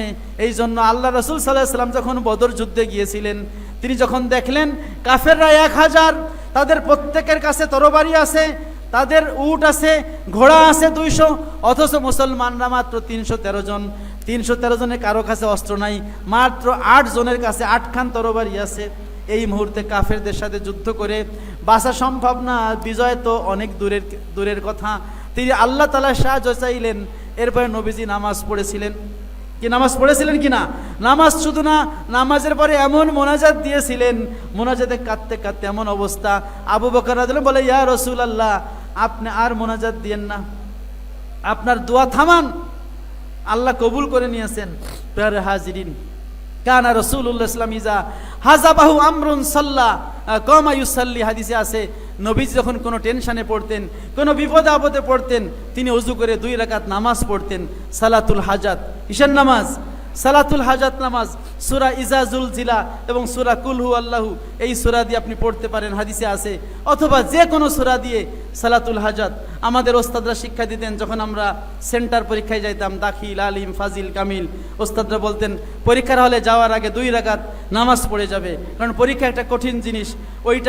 ওইখানে সাহায্য লাগবে কার? আল্লাহর। আল্লাহ যদি তোমার সাহায্য করে, তোমার সব প্রশ্নের উত্তর তোমার মনে থাকবে, আর আল্লাহ যদি সাহায্য না করে তোমার উত্তর মনে থাকবে না। এজন্য তুমি কি করবে? পরীক্ষার হলে যাওয়ার আগে 2 রাকাত নামাজ পড়বে। তো ইমাম বুখারী রাহমাতুল্লাহ আলাইহি সেই আল্লাহ তাআলার সাহায্য চাওয়ার জন্য 2 রাকাত নামাজ পড়লেন। তো এখন দেখেন ইমাম বুখারী, তাকে আপনি বেদাতি বলতে পারবেন না, অথচ তিনি এমন একটা কাজ করলেন যেই কাজের দলিল সরাসরি নবীজি করেন নাই, নবীজির হাদিসেও নাই, সাহাবীও করেন নাই, সাহাবীর হাদিসেও নাই, তাবেঈও করে নাই, তাবেঈর হাদিসেও নাই। তারপর ইমাম বুখারী বেদাতি না, কারণ তিনি যে আমলটা করেছেন ওটা কোরআনে আছে। কারণ কোরআনে বলা হয়েছে যে তোমরা আল্লাহর সাহায্য চাও নামাজের মাধ্যমে। একে বলে ব্যাপকতার দলিল। দলিলে আম দলিল। যদি কোনো মাসালার পক্ষে খাস দলিল থাকে তাহলে তো আলহামদুলিল্লাহ, যদি খাস দলিল না থাকে আর যদি আমভাবে দলিল পাওয়া যায়, আম দলিলের অধীনে ওই মাসলাটা সাব্যস্ত হয়, তাহলে সেটা কোরআন সুন্নাহ সম্মত এবং এটা বেদাত হবে না। প্রিয় হাজরিন, আমাদের সমাজে যারা বেদাত করে এরা 2 গ্রুপ আছে। এক গ্রুপ হলে বুঝে বেদাত করে, আর এক গ্রুপ না বুঝে। যারা লামাযাবি আছে এরা বোঝে বেদাত করে, আর এক হচ্ছে না বুঝে বেদাতি বলে।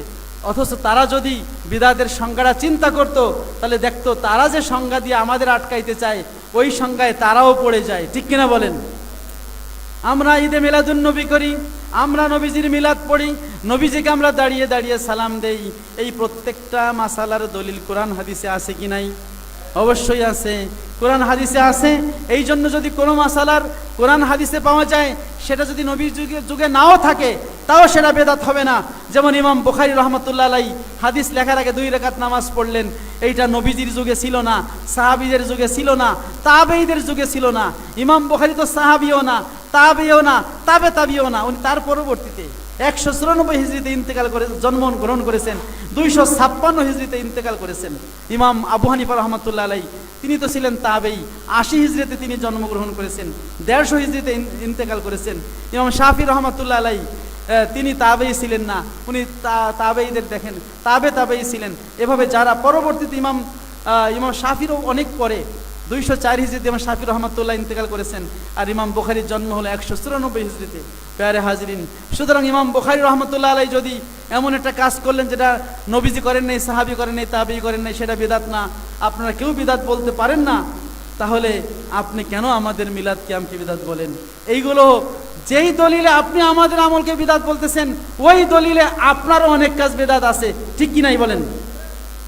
আপনি একটা পরীক্ষায় মাস্টার্সের মান পাইলেন, তখন আপনি কি করলেন? সরকারের শুকরিয়া মাহফিল করলেন, ওইটা কি বিদাত না? কি শুকরিয়া হবে কার? আল্লাহর। আপনি আল্লাহর শুকরিয়া না করে বান্দার শুকরিয়া করলেন, আচ্ছা ভালো, মাল্লাম ইয়াশকুরিন্নাস লাম ইয়াশকুরিল্লাহ, মানুষের শুকরিয়া না করলে আল্লাহর শুকরিয়া হয় না। কিন্তু শুকরিয়া মাহফিল কেন? এমনি মুখে বলে দিলেই তো হইতো। আবার শুকরিয়া মাহফিল করলেন, আবার পোস্টার টানাইলেন, আবার বিশাল মাহফিল করলেন, ওইটা বিদাত না। আর আমরা যখন নবী সাল্লাল্লাহু আলাইহি সাল্লামকে আল্লাহ তাআলা সবচেয়ে বড় নেয়ামত এবং সবচেয়ে বড় রহমত হিসেবে যখন রবিউল আউয়াল মাসে পাঠালো, আর নবীজির সেই মিলাদে আমরা খুশি হয়ে ঈদে মিলাদুবিন নবী করলাম, তখন এটা বিদাত হয়ে গেল। বলেন নাউজুবিল্লাহ। প্যারে হাজিরিন, এই জন্য আমাদের কোরআন হাদিস বুঝতে হবে, আল্লাহর নবী সাল্লাল্লাহু আলাইহি ওয়াসাল্লামের কথা বুঝতে হবে, সাহাবায়ে কেরাম যেভাবে বুঝেছেন আল্লাহর নবী সাল্লাল্লাহু আলাইহি ওয়াসাল্লামের কথা বুঝতে হবে, তাবেঈনরা যেভাবে বুঝেছেন সাহাবায়ে কেরাম থেকে। সাহাবায়ে কেরামকে মাইনাস করলে চলবে না। কি চলবে? সাহাবায়ে কেরামকে মাইনাস করলে চলবে না। কোরআনের কথা, হাদিসের কথা সাহাবায়ে কেরামের বুঝ মোতাবেক বুঝতে হবে, নিজের মতো করে বুঝলে হবে না। কারণ সাহাবায়ে কেরাম হচ্ছে সত্যের মাপকাঠি। কিসের মাপকাঠি? সত্যের মাপকাঠি। হযরত আব্দুল্লাহ ইবনে আমর থেকে বর্ণিত, ক্বালা রাসূলুল্লাহ সাল্লাল্লাহু আলাইহি ওয়াসাল্লাম, ইন্না বানি ইসরাঈলা তাফাররাকাত ইলা 72 মিল্লাতান ওয়া ইন্না উম্মতি সাতাফতারিকু ইলা 73 মিল্লাতান কুল্লুহুম ফিন্নার ইল্লা মিল্লাতুন ওয়াহিদা। ক্বালু মান হিয়া রাসূলুল্লাহ? ক্বালা মা আনা আলাইহি ওয়া আসহাবি। আল্লাহর নবী সাল্লাল্লাহু আলাইহি ওয়াসাল্লাম বলেছেন, বনি ইসরাঈল ভাগ হয়েছে 72 দলে। কয় দলে? 72 দলে। আর আমার উম্মত ভাগ হবে 73 দলে। এই 73 দলের সকল দলই জাহান্নামে যাবে ইল্লা মিল্লাতা ওয়াহিদা, একটা দল ছাড়া। সাহাবায়ে কেরাম প্রশ্ন করলেন, মা ইয়া রাসূলুল্লাহ মান হিয়া ইয়া রাসূলুল্লাহ? ইয়া রাসূলুল্লাহ 72 দল জাহান্নামে যাবে, উম্মতের এক দল জান্নাতে যাবে, ওই দলটা কারা? নবীজি বললেন, মা আনা আলাইহি ওয়া আসহাবি। মা মানে যা, আনা মানে আমি, আলাইহি মানে উপরে। আমি নবী যার উপরে আছি, ওয়া এবং আসহাবি আমার সাহাবায়ে কেরাম, আমি এবং আমার সাহাবায়ে কেরাম যেই মতের উপরে আছি, যেই আকীদার উপরে আছি, যেই আমলের উপরে আছি, যেই আখলাকের উপরে আছি, সেই অনুযায়ী যারা চলবে তারা হলো ফেরকায়ে নাজিয়া, মুক্তিপ্রাপ্ত দল। ঠিক কিনা বলেন? তো যখন সাহাবায়ে কেরাম প্রশ্ন করলেন, ইয়া রাসূলুল্লাহ ওই ফেরকায়ে নাজিয়া মুক্তিপ্রাপ্ত দল কারা? 72 দল জাহান্নামে যাবে, এক দল জান্নাতে যাবে, সেই একটা দল কারা? নবীজি বলতে পারতেন, মা আনা আলাইহি, আমি নবী যেই মতের উপরে আছি। নবীজি কি শুধু এইটুকু বলে থামছেন নাকি ওয়া আসহাবি এবং আমার সাহাবায়ে কেরাম? ওয়া আসহাবি নবীজি বলছেন কি বলেন নাই? কি বলছেন? অবশ্যই আপনি দেখেন, তিরমিজি শরীফের হাদিসে আছে, সুনানে আবু দাউদে আছে, ইবনু মাজায় আছে, মা আনা আলাইহি ওয়া আসহাবি বিভিন্নভাবে আছে রেওয়ায়াতটা। তো প্রসিদ্ধ রেওয়ায়াত তিরমিজির আছে, মা আনা আলাইহি ওয়া আসহাবি, আমি এবং আমার সাহাবায়ে কেরাম যে আকীদার উপরে আছি, যে আমলের উপরে আছি, সেইটা যারা আঁকড়ে ধরবে তারা হচ্ছে ফেরকায়ে নাজিয়া। তার মানে আপনি যদি বলেন আমি শুধু নবীকে মানি, সাহাবীকে মানি না, তাহলে কি হবে? কারণ আপনি নবীকে মানবেন কিভাবে? আপনার মন মতো মানলে তো হবে না, নবীজিকে মানতে হবে সাহাবায়ে কেরামের তরিকা মোতাবেক। সুতরাং সাহাবায়ে কেরামকে মাইনাস করে আপনি চলতে পারবেন না। সাহাবায়ে কেরামকে রাখতে হবে কি, রাখতে হবে কি না? সাহাবায়ে কেরাম এরা থাকতে হবে। সাহাবায়ে কেরাম যেই তরিকায় নবীজির কথা মেনেছেন, সাহাবায়ে কেরাম যেই তরিকায় যেইভাবে নবীজির কথার ব্যাখ্যা দিয়েছেন, সেইভাবে আমাদের কোরআন বুঝতে হবে, সেইভাবে আমাদের হাদিস বুঝতে হবে। সুতরাং সাহাবায়ে কেরামকে যেহেতু আল্লাহর নবী সাল্লাল্লাহু আলাইহি ওয়াসাল্লাম সত্য মিথ্যার পার্থক্যকারী হিসেবে নবীর সাথে সাহাবায়ে কেরামকে আল্লাহর নবী নিজেই যোগ করেছেন, আপনি কি বিয়োগ করতে পারবেন?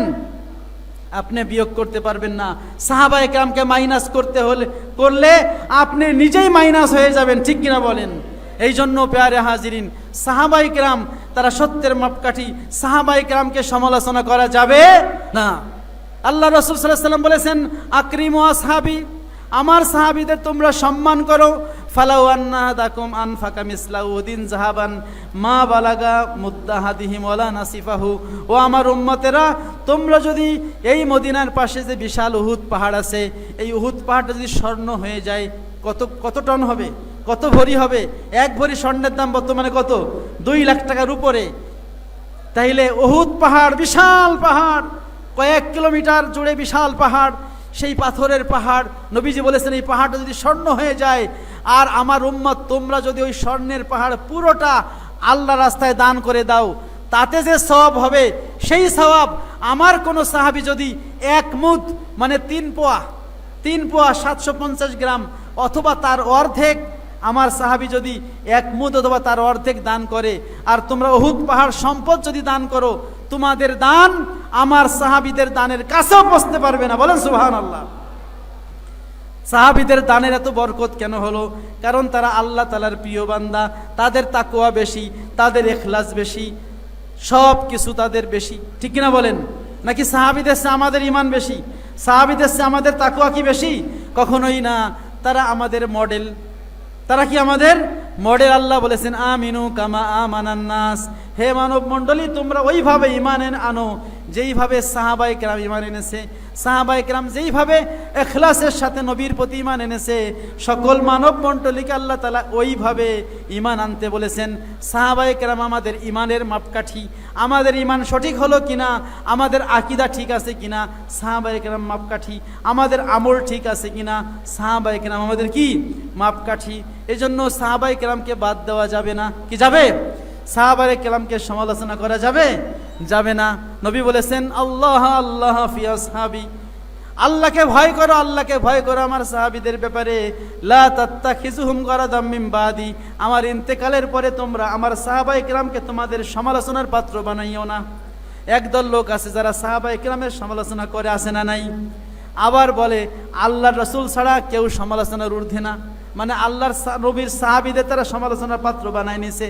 শুধু মিছে না, তারা তাদের কিতাবের মধ্যে আল্লাহর রাসূলের সাহাবীদের নগ্নভাবে সমালোচনা করেছে কিনা? আমি তো ঢাকায় পড়াই, দারুন নাজাত মাদ্রাসায় হাদিস পড়াই, এই প্রায় 20 বছর যাবৎ বুখারী শরীফ পড়াচ্ছি। এই গত বছরই যখন আমাদের ওখানে প্রতি বছর আলহামদুলিল্লাহ সহিহ বুখারী খতম হয়, তো খতমের ক্লাসে ঢাকা শহরের মাদ্রাসা তো সব প্রকার ছাত্ররাই থাকে। তো এক ছাত্র প্রশ্ন করেছে, সে হয়তো ওই দলের ভক্ত। সে প্রশ্ন করেছে, হুজুর আপনারা বলেন সাহাবা কেরামের সমালোচনা করা যাবে না, কিন্তু ইতিহাসে যেটা আছে, ইতিহাস চর্চা করতে হলে তো একটু সমালোচনা করাই যায় বা করা লাগে। পরে আমি তাকে অন্যভাবে উত্তর দিলাম। আমি বললাম নবীজি বলেছেন মান আহাব্বাহুম ফাবি হুব্বি আহাব্বাহুম, যে আমার সাহাবীদের ভালোবাসলো সে যেন আমাকে ভালোবাসার কারণেই ভালোবাসলো। অন্য হাদিস আছে ওমান আহাব্বানি কানা মাইয়া ফিল জান্নাহ, যে নবীকে ভালোবাসলো সে নবীর সাথে জান্নাতে থাকবে। বলেন সুবহানাল্লাহ। তাহলে নবীকে ভালোবাসলে জান্নাত, আর সাহাবায়ে কেরামকে ভালোবাসলে নবীর ভালোবাসা পাওয়া যাবে। আমি বললাম তুমি যদি তোমার বন্ধুর একটু সমালোচনা করো, তোমার বন্ধুত্ব থাকবে না? থাকবে না? সে বলল কখনোই না। আপনি যদি আপনার প্রিয় পাত্রের সমালোচনা করেন, যদি সেটা সত্য হয়, তাও তো সেই সমালোচনা শুনলে যে অন্য মানুষ, আমার শত্রুরা আমার সমালোচনা করুক, তুমি আমার দলের লোক, তুমি আমার কাছের লোক, তুমি আমার পার্টির লোক, তুমি আমার বন্ধু, তুমি আমার সমালোচনা করলে কেন? বন্ধু তো থাকবে। সে বলল থাকবে না। তাই আমি বললাম তাইলে তুমি যদি সাহাবায়ে কেরামকে ভালোবাসলে, নবীর ভালোবাসা পেতে চাও, তাহলে তুমি কি সাহাবায়ে কেরামের সমালোচনা করতে পারো? সে বলল হুজুর এইভাবে তো কোনোদিন চিন্তা করি নাই। ইতিহাসের নাম কেন, যে কোনো হাসের নাম দিয়েও সাহাবায়ে কেরামের সমালোচনা করা যাবে না। ওইগুলো মুসলমানদের ইতিহাস না, ওইগুলো পিকে হিট্টির ইতিহাস, ওইগুলো খ্রিস্টানদের লেখা ইতিহাস। সাহাবায়ে কেরাম যাদের ব্যাপারে আল্লাহ রাব্বুল আলামিন নিজে বলেছেন রাদিয়াল্লাহু আনহুম ওয়া রাদু আন, আল্লাহ তাআলা তাদের প্রতি খুশি, আল্লাহ তাদের প্রতি খুশি। ও ভাই, আল্লাহ তাআলা যাদের প্রতি রাজি হয়ে গেছে, আপনি তাদের সমালোচনা করার কে? কি সমালোচনা করতে পারেন? পারেন না। সাহাবায়ে কেরামকে সমালোচনা করা এটা ইহুদি খ্রিস্টানদের একটা চক্রান্ত। কারণ সাহাবায়ে কেরামকে যদি আপনি সমালোচিত করতে পারেন, ইহুদি একজন মুস্তাশরিক আছে গোল্ড জিহার, সে হযরত আবু হুরায়রার সমালোচনা করছে। কারণ সে জানে ইসলামে ও সবচেয়ে বেশি হাদিস বর্ণনা করেছে কোন সাহাবী? আবু হুরায়রা রাদিয়াল্লাহু আনহু। এখন যদি হযরত আবু হুরায়রাকে সমালোচিত করা যায়, হযরত আবু হুরায়রাকে যদি সমালোচনার পাত্র বানানো যায়, তাহলে তো তার হাদিস আর সহি থাকবে না, তার হাদিস তো দুর্বল হয়ে যাবে। তো দঈফ হাদিস হলে তার আমলের আর কিছু থাকবে না। তো হাদিসকে অস্বীকার করার চাইতে সবচেয়ে সহজ মাধ্যম হলো সাহাবায়ে কেরামকে সমালোচনা করো। কিন্তু উলামায়ে মুহাদ্দিসিন সকলের একমত, আহলে সুন্নাত ওয়াল জামাতের সকল আলেমের একমত, আস-সাহাবাতু কুল্লুহুম উদুল, সকল সাহাবায়ে কেরাম আদেল, ন্যায়পরায়ণ। যখন একজন মুহাদ্দিস হাদিসটা সহি না দঈফ এইটা বিচার করার জন্য আসমাউর রিজালের বিভিন্ন কিতাব ঘেটে এক একজন রাবির আলোচনা করে, সমালোচনা করে, তার ব্যাপারে সিদ্ধান্ত নেয় সে কি সেকা রাবি নির্ভরযোগ্য নাকি গায়রে সেকা রাবি অনির্ভরযোগ্য, সে কি সত্যবাদী নাকি মিথ্যাবাদী, তার কি আদালত আছে নাকি নাই। এভাবে তারা সমালোচনা করতে করতে একটা সিদ্ধান্ত নিতে নিতে যখনই সাহাবায়ে কেরাম পর্যন্ত যায় তখন তারা সকলে থেমে যায়। এমনকি কম্পিউটারে যদি আপনি হাদিসের এই সিদ্ধান্ত আপনি নিতে চান, এই হাদিসটা সহি না দঈফ, আপনি যখন একজন রাবির নামের উপর ক্লিক করবেন তখন দেখা যাবে সেই রাবি সেকা না গায়রে সিকা, নির্ভরযোগ্য না অনির্ভরযোগ্য, এটা লেখা আসবে ইমামদের মতামত সহ। এরপরে তাবেঈ পর্যন্ত এভাবে লেখা আসবে। যখনই আপনি সাহাবায়ে কেরামের নামের উপর ক্লিক করেন কম্পিউটার বলে দেয় আদলুন, ইনি হচ্ছেন ন্যায়পরায়ণ, তার ব্যাপারে কোনো মন্তব্য করার জায়েজ নাই, তার ব্যাপারে কোনো মন্তব্য করা যাবে না। সুতরাং সেখানে সকল মুহাদ্দিসিন কেরাম একমত হয়ে গেলেন, জগতের উলামায়ে উম্মতে মুহাম্মাদির শ্রেষ্ঠতম ব্যক্তিরা মুহাদ্দিসিন কেরাম একমত হয়ে গেলেন, ফুকাহে কেরাম উলামায়ে কেরাম একমত হয়ে গেলেন। সাহাবায়ে কেরাম হচ্ছে আদেল, ন্যায়পরায়ণ, আল্লাহ তাআলা তাদের আদেল বলেছেন, আল্লাহ তাদের প্রতি সন্তুষ্ট হয়েছেন। সেখানে আমি আপনি কখনোই সেই সাহাবায়ে কেরামের সমালোচনা করতে পারি না, কি পারি? প্যারে হাজিরিন, আমি আপনাদের সামনে যে আয়াতটা তেলাওয়াত করেছিলাম সূরা আনামের আয়াত, আল্লাহ তাআলা বলেছেন ওয়া আন্না হাযা সিরাতি মুস্তাকিমা ফাত্তাবিউহু, বান্দা এটা হলো আমার সিরাতে মুস্তাকিম, তোমরা এটার অনুসরণ করো। ওয়ালা তাত্তাবিউস সুবুল, আশেপাশে অন্য কোনো রাস্তার অনুসরণ করো না। সিরাতে মুস্তাকিম কোনটা? আমরা আল্লাহর কাছে প্রার্থনা করলাম প্রতিদিন নামাজে 32 বার সূরা ফাতিহার মধ্যে আল্লাহকে বললাম ইহদিনাস সিরাতাল মুস্তাকিম, আল্লাহ আমরা দুর্বল, আমরা তো কোনটা সঠিক পথ কোনটা বেঠিক পথ আমরা জানি না। আল্লাহ আপনি আরহামুর রাহিমিন, আপনি রব্বুল আলামিন, সিরাতে মুস্তাকিমে চলার জন্য আপনি আমাদের পথ বাতলে দেন। কি আল্লাহ তাআলা আমাদের ডাক শুনছেন কি শোনেন নাই? আল্লাহ অবশ্যই শুনেছেন। তিনি বলে দিলেন সিরাতাল্লাযিনা আনআমতা আলাইহিম, বান্দা সিরাতে মুস্তাকিম হলো ওই সমস্ত ব্যক্তিদের পথ, আনআমতা আলাইহিম, আল্লাহ তাআলা যাদের উপর নেয়ামত দিয়েছেন তাদের পথ হলো সিরাতে মুস্তাকিম। কোরআনের তাফসিরের বিভিন্ন ভাগ আছে। একটা হলো তাফসিরুল কোরআন বিল কোরআন, কোরআনের এক আয়াত অন্য আয়াত দিয়ে ব্যাখ্যা করা। তারপরে তাফসিরুল কোরআন বিল হাদিস, কোরআনকে হাদিস দিয়ে ব্যাখ্যা করা। তারপরে তাফসিরুল কোরআন বি আকওয়ালিস সাহাবা ওয়াত তাবেঈন, এরপরে কোরআনকে তাফসির করা সাহাবী এবং তাবেঈদের কওল দ্বারা, এগুলোকে বলা হয় তাফসির বিল মাসুর বা নকলি তাফসির। একটা আর এরপরে আছে তাফসির বিল আকল, সেটা হচ্ছে তাফসিরুল কোরআন বিল লুগা আল আরাবিয়া ওয়াল বালাগাত ওয়া ইলমিন নাহু ওয়াস সারফ, আরবি ভাষা, এরপরে নাহু সরফ বালাগাত ইত্যাদি আরবি ভাষার যেই শাস্ত্র বোঝার জন্য যে বিদ্যাগুলো আছে সেই বিদ্যাকে ব্যবহার করলে যেই তাফসির হয় ওটাকে বলে তাফসির আকলি, নিজের বুদ্ধি খাটিয়ে সেটা যদি কোরআন সুন্নাহর সাথে মিলে তাকে বলে তাফসিরে বির রায় মাহমুদ। আর যদি কোরআন সুন্নাহর সাথে না মেলে তাহলে তাফসির বির রায় মাজমুম বলা হয়। মান ফাসসারাল কোরআন বিরাই ফালিয়াতাবাওয়া মাকাদাহু মিনান নার, নবীজি বলেছেন যে ব্যক্তি নিজের মন গড়া তাফসির করে সে জাহান্নামী হয়ে যায়। এজন্য কোরআন সুন্নাহর সর্বশ্রেষ্ঠ তাফসির হলো আল্লাহর কোরআনকে আল্লাহর কোরআন দিয়ে তাফসির করা। কারণ আল্লাহর সাহিবুল বাইত আদরা বিমা ফিহি, ঘরওয়ালা জানে ঘরের মধ্যে কি আছে। সুতরাং আল্লাহর যেহেতু কোরআন নাজিল করেছেন ওই আয়াতের ব্যাখ্যা কি আল্লাহর চাইতে আর কি বেশি কেউ জানে? আর বেশি কেউ জানে না। এই জন্য তাফসিরুল কোরআন বিল কোরআন, কোরআনের একটা কিতাব আছে আদওয়াউল বায়ান ফি তাফসিরুল কোরআন বিল কোরআন, কোরআনের প্রত্যেকটা আয়াতকে অন্য আয়াত দিয়ে ব্যাখ্যা করা হয়েছে। এবং তাফসির বিল মাসুরের কিতাবগুলোতেও কোরআনের আয়াত দিয়ে ব্যাখ্যা করা হয়েছে। এই জন্য যখন আমরা আল্লাহ তাআলাকে বললাম আল্লাহ সিরাতে মুস্তাকিম কোনটা আমাদের দেখাই দেন, আল্লাহ তাআলা বলে দিলেন সিরাতে মুস্তাকিম হলো আমি ওই সমস্ত ব্যক্তিদের পথ যাদের পর আমি আল্লাহ নেয়ামত দিয়েছি। আল্লাহ তাআলা কাদের পর নেয়ামত দিয়েছেন সেই কথাটা অন্য আয়াতে ব্যাখ্যা করে আল্লাহ তাআলা সূরা নিসার মধ্যে বলে দিয়েছেন মাইয়ুতিল্লাহ ওয়ার রাসূল ফাউলাইকা মাআল্লাযিনা আনআমা আল্লাহু আলাইহিম মিনান নাবিয়্যিনা ওয়াস সিদ্দিকিনা ওয়াশ শুহাদাই ওয়াস সালিহিন ওয়া হাসুনা উলাইকা রাফিকা। আল্লামা ইমাদউদ্দিন ইবনে কাসির রহমাতুল্লাহ আলাইহি তাফসীর ইবনে কাসিরের মধ্যে এই আয়াতের শানে নজুলে নাজিল হওয়ার প্রেক্ষাপটে বর্ণনা একটা ঘটনা এনেছেন। নবীর একজন গোলাম ছিল, আজাদকৃত গোলাম, তার নাম হলো সাওবান। নবীজি তাকে আজাদ করে দিয়েছিলেন।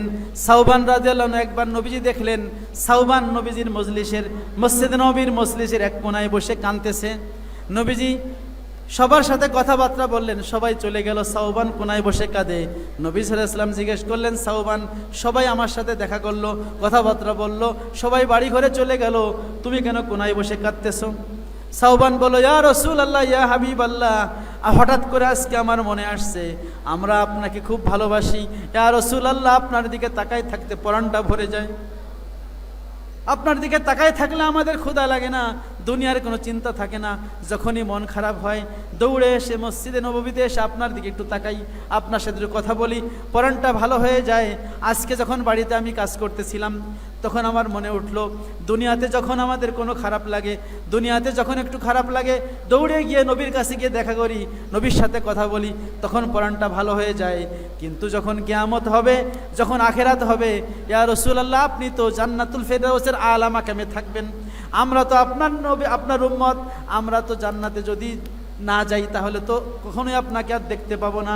আর যদি জান্নাতে আমি যাইও তাহলে তো আপনি নবী, আপনি তো উপরে থাকবেন, অনেক উপর স্তরে, আমরা তো উম্মত, আমরা থাকবো অনেক নিচের স্তরে, মনে হয় আপনার সাথে আর দেখা হবে না। এই জন্য এই দুঃখে আমি আজকে কাঁদতেছি। বলেন সুবহানাল্লাহ। একজন সাহাবীর তার কি হৃদয়ের আবেগ যে আল্লাহ রসুলকে বেহেশতে গিয়ে দেখতে পাবে না, এই দুঃখে কাঁদতেছে। তো নবীজি কি বলবেন? আল্লাহ রাব্বুল আলামিন নিজেই উত্তর দিয়ে দিলেন। বলেন সুবহানাল্লাহ। আল্লাহ বলেন, হে জিবরাইল, যাও যাও আয়াত নাজিল করো। সাথে সাথে আয়াত নাজিল হয়ে গেল, মাইয়ুতিল্লাহ ওয়ার রাসূল ফাউলাইকা মাআল্লাযিনা আনআমা আল্লাহু আলাইহিম মিনান নাবিয়্যিনা ওয়াস সিদ্দিকিনা ওয়াশ শুহাদা ওয়াস সালিহিন ওয়া হাসুনা উলাইকা রফিকা।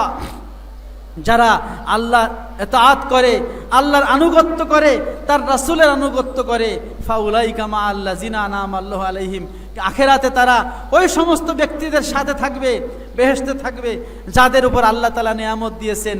তারা হলো নাবিয়িন, সিদ্দিকিন, শুহাদা, সালেহিন। বলেন সুবহানাল্লাহ। তো এই আয়াতে তাফসীরুল কোরআন বিল কোরআন সূরা ফাতিহার মধ্যে আল্লাহ বলেন সিরাতে মুস্তাকিম হলো যাদের উপর আল্লাহ নিয়ামত দিয়েছেন। আর সূরা নিসার মধ্যে আল্লাহ বলে দিলেন আল্লাহ তাআলা নিয়ামত দিয়েছেন 4 গ্রুপের উপরে। কয় গ্রুপ?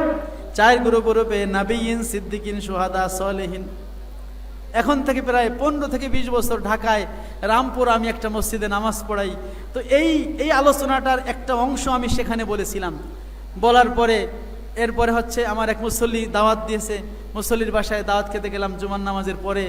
উনি একজন জেনারেল মানুষ, আমাকে প্রশ্ন করতেছে, হুজুর এই যে টাকা পয়সা ধন দৌলত এইটা কি নেয়ামত না? তা আমি বললাম, টাকা পয়সা ধন দৌলত তো অবশ্যই নেয়ামত। তা আপনি বললেন যে যাদেরকে আল্লাহ নিয়ামত দিছে তাদের পথই সঠিক পথ, তাহলে যারা বড় লোক তাদের পথই তো সঠিক পথ। আপনি যে বলেন ওলি আল্লাহর পথই সঠিক পথ, নবী রাসূলের পথই সঠিক পথ, তাহলে যারা ধন দৌলত, এই যে কাফের মুশরিক, তাদের তো আল্লাহ অনেক টাকা পয়সা দিছে, তো ওটাও তো সঠিক পথ। শুনছেন যুক্তি? এখানে নেয়ামত বলতে কোন নেয়ামত? নেয়ামত বলতে আসল নেয়ামত আমরা প্রথমেই বলেছিলাম নেয়ামত 2 প্রকার আছে। একটা হলো দুনিয়ার নেয়ামত, একটা হলো আখেরাতের নেয়ামত। আমি বললাম, ভাই এই ধন দৌলত অবশ্যই নেয়ামত, যদি সেই ধন দৌলতটা আপনি আল্লাহর রাস্তায় ব্যয় করেন, যদি আপনি আল্লাহর পথে খাটান। আর যদি এই ধন দৌলত আপনি আল্লাহর পথে না খাটান, এই ধন দৌলত আপনার জন্য নেয়ামত না। কিয়ামতের ময়দানে ধন দৌলতকে সুজাআন আকরা, বিশাল কালো সাপ, সেই সাপ হিসেবে আল্লাহ তাআলা বানিয়ে দিবেন, সাপ বানিয়ে দিবেন এবং গলার মধ্যে ওই সাপটাকে পেঁচিয়ে দিবেন। আপনার ধন দৌলতকে সাপ বানিয়ে গলায় পেঁচিয়ে দেওয়ার পরে ওই সাপ তাকে ঠোকর মারবে এবং বলবে, আনা কানসুকা আনা মালুকা, আমি তোমার সম্পদ, আমি তোমার ধনভাণ্ডার। সেই সাপ, যেই সম্পদ আখেরাতে আপনার গলার সাপ হবে, আপনাকে ঠোকরাইবে।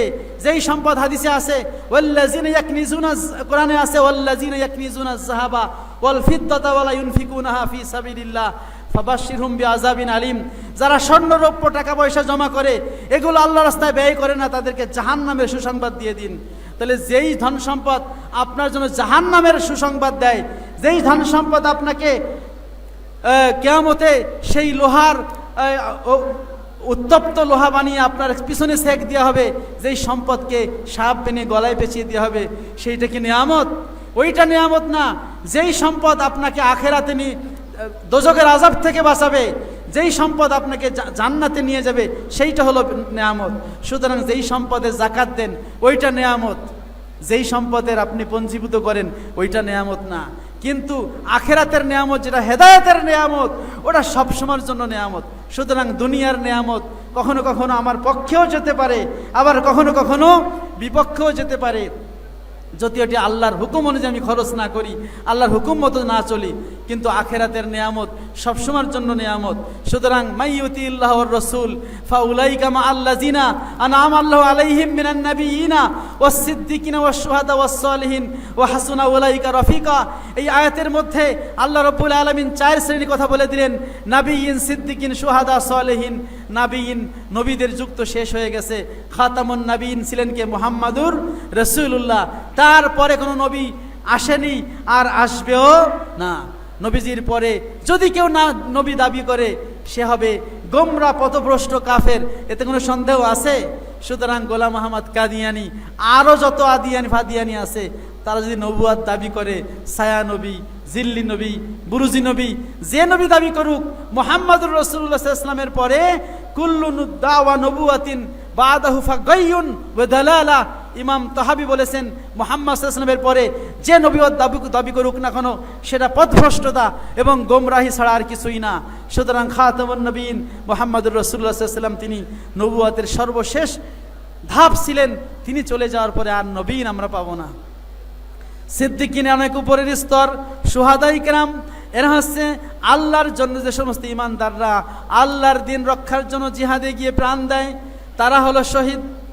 নবীজি বলেছেন, শহীদ হলো মান কাতালা লিআলাই কালিমাতিল্লাহ, আল্লাহর কালিমাকে বুলন্দ করার জন্য যারা জীবন দেয় তারা হলো শহীদ। এই জন্য ঈমান থাকা 1 নম্বর শর্ত। কি থাকা? কি কোনো হিন্দু কি শহীদ হতে পারে? হিন্দু শহীদ হতে পারে না। শহীদ হওয়ার জন্য শর্ত হলো 1 নম্বর ঈমান। কারণ শহীদ হলো মুসলমানদের পরিভাষা, অমুসলমানদের পরিভাষা না। এবং সেটা হতে হবে আল্লাহর দ্বীনের জন্য। আল্লাহর দ্বীনকে আমাদের শহীদে বালাকোট, আমাদের সৈয়দ আহমদ বেরলভী রহমতুল্লাহ আলাই, তিনি হিন্দু শিখদের বিরুদ্ধে জিহাদ করতে গিয়ে বালাকোটের ময়দানে তিনি শহীদ হয়েছেন। তিনি ছিলেন শহীদ। এবারে শুহাদায়ে বদর, শুহাদায়ে উহুদ, শুহাদায়ে খান্দক, শুহাদায়ে কারবালা, যারা দ্বীনের জন্য শহীদ হয়েছেন তারা শহীদ। সুতরাং শহীদ সচরাচর পাওয়া যাবে না। যখন পাওয়া যাবে সেটা হলো যখন জিহাদ হবে, তখন শহীদ পাওয়া যাবে। কিন্তু সালেহীন যারা আল্লাহর নেককার বান্দা, যারা আউলিয়ায়ে কেরাম, তাদেরকে অ্যাভেলেবেল পাওয়া যাবে। তাদের পথটা হলো কোরআনের হুকুম অনুযায়ী, কোরআনের মেসাল অনুযায়ী সিরাতে মুস্তাকিম, আউলিয়ায়ে কেরামের পথ। আউলিয়ায়ে কেরামের পথ, প্যারে হাজরিন, অনেকেই আল্লাহর ওলি দাবি করে, কিন্তু দাবি করলেই হবে? কোরআন যাদের আল্লাহর ওলি বলে, কোরআন বলেছে আলা ইন্না আউলিয়া আল্লাহি লা খাউফুন আলাইহিম ওয়া লা হুম ইয়াহজানুন আল্লাযিনা আমানু ওয়া কানু ইয়াত্তাকুন। কোরআন বলেছে আল্লাহর যারা ওলি হবে তাদের আখিরাতে কোনো ভয় থাকবে না, কোনো চিন্তা থাকবে না। আল্লাযিনা আমানু ওয়া কানু ইয়াত্তাকুন, আল্লাহর ওলি হলো তারা যারা ঈমান, সঠিকভাবে ঈমান আনে, ওয়া কানু ইয়াত্তাকুন, এবং তারা তাকওয়া অবলম্বন করে। ঈমান হচ্ছে কি? আল্লাহ তাআলার প্রতি বিশ্বাস, নবী রাসূলের বিশ্বাস, আখিরাতে বিশ্বাস। যেই সহি আকীদা আছে, আহলুস সুন্নাত ওয়াল জামাতের আকীদা আছে, সেই আহলুস সুন্নাত ওয়াল জামাতের আকীদাদের ঠিক আছে। 2 নম্বর শর্ত হলো যারা তাকওয়া অবলম্বন করে। তাকওয়া মানে কি? ইমতিসালু আওয়ামিরিল্লাহ ওয়াল ইজতিনাবান মা নাহাহু, আল্লাহ তাআলা যা আদেশ করেছেন সেই আদেশগুলোকে মানা, আর যা নিষেধ করেছেন সেইগুলো বর্জন করা। মানে ফরজ ওয়াজিব সেই আমলগুলো করা এবং হারাম থেকে, মাকরু থেকে বেঁচে থাকা, সেটা হচ্ছে তাকওয়া। আর তাকওয়ার সর্বের শীর্ষ স্তর হলো তরকুশ শুবহাত, সন্দেহপূর্ণ জিনিস থেকে বেঁচে থাকা। প্যারে হাজিরিন, এই সারসিনা দরবার পাক ভারত উপমহাদেশের শ্রেষ্ঠতম আধ্যাত্মিক শিক্ষা নিকেতন। আপনি যদি এই দরবারের যিনি বানিয়ে আছেন আল্লামা শাহ সুফি নাসিরউদ্দিন আহমদ রহমতুল্লাহ আলাই, যিনি ফুরফুরার মুজাদ্দিদ জামান আবু বকর সিদ্দিক ফুরফুরাবি রহমতুল্লাহ আলাই থেকে সেই তরিকতের শিক্ষা নিয়ে এই বাংলা সহ বাংলা ভারত বিভিন্ন জায়গায় তিনি শরীয়তের এবং তরিকতের সেই শিক্ষাকে তিনি ছড়িয়ে দিয়েছেন। তারপরে মুজাদ্দিদ জামান শাহ সুফি আবু জবর মোহাম্মদ সালেহ রহমতুল্লাহ আলাই, তারপরে আমাদের মরহুম পীর বাহারে শরিয়ত মুজাদ্দিদ জামান হযরত মাওলানা শাহ সুফি মোহাম্মদ মহিবুল্লাহ রহমাতুল্লাহ আলাই, তারা আল্লাহ তাআলার ওলি ছিলেন।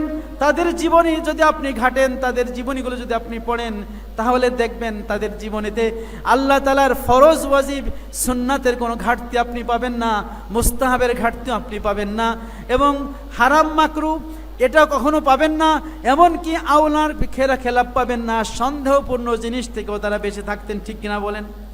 অনেকে তো হাদিয়া দিলেই পকেটে ভরে আর খুব খুশি হয়, কিন্তু সারসিনার আউলিয়ায়ে কেরাম তাদেরকে আমরা দেখেছি, তাদেরকে আমরা শুনেছি, তাদের জীবনীতে আমরা পড়েছি, এবং বাস্তব হলো তারা কখনো সন্দেহের হাদিয়া গ্রহণ করেন না।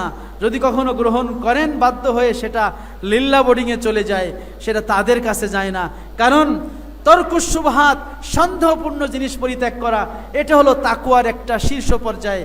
এই তাকওয়া যাদের আছে, যাদের আকীদা ঠিক আছে, আহলুস সুন্নাত ওয়াল জামাতের সেই মধ্যমপন্থী আকীদা, এই ফুরফুরা এবং সারসিনা মাসলাকের শ্রেষ্ঠতম আকীদা, ইফরাত এবং তাফরিতের মধ্যবর্তী আকীদা, সেইটা এই সারসিনা মাসলাক পোষণ করে। সুতরাং ইমামে আজম আবু হানিফা রহমাতুল্লাহ আলাই তিনি আল ফিকহুল আকবারের মধ্যে যে আকীদা রেখে গেছেন, ইমাম আবু জাফর তাহাবী রহমাতুল্লাহ আলাই তিনি তার আকিদাতুত তাহাবীর মধ্যে যে আকীদা লিখে গেছেন, ইমাম তাফতাজানি রহমাতুল্লাহ তিনি শারহুল আকায়েদ আন-নাসাফি এই কিতাবের মধ্যে যে আহলুস সুন্নাত ওয়াল জামাতের আকীদা লিখেছেন, আমাদের পূর্ববর্তী উলামায়ে কেরাম আহলুস সুন্নাত ওয়াল জামাত, ইমাম মাতুরিদি রহমাতুল্লাহ আলাই, আবুল হাসান আশারী রহমাতুল্লাহ সহ আহলুস সুন্নাত ওয়াল জামাতের ইমামরা যে আকীদার কিতাব লিখেছেন, সেই অনুযায়ী হচ্ছে এই সারসিনা দরবার এর সহিহ আকীদা এবং সহিহ আমল, সুন্নাতি আমলের উপর প্রতিষ্ঠিত এই দরবার।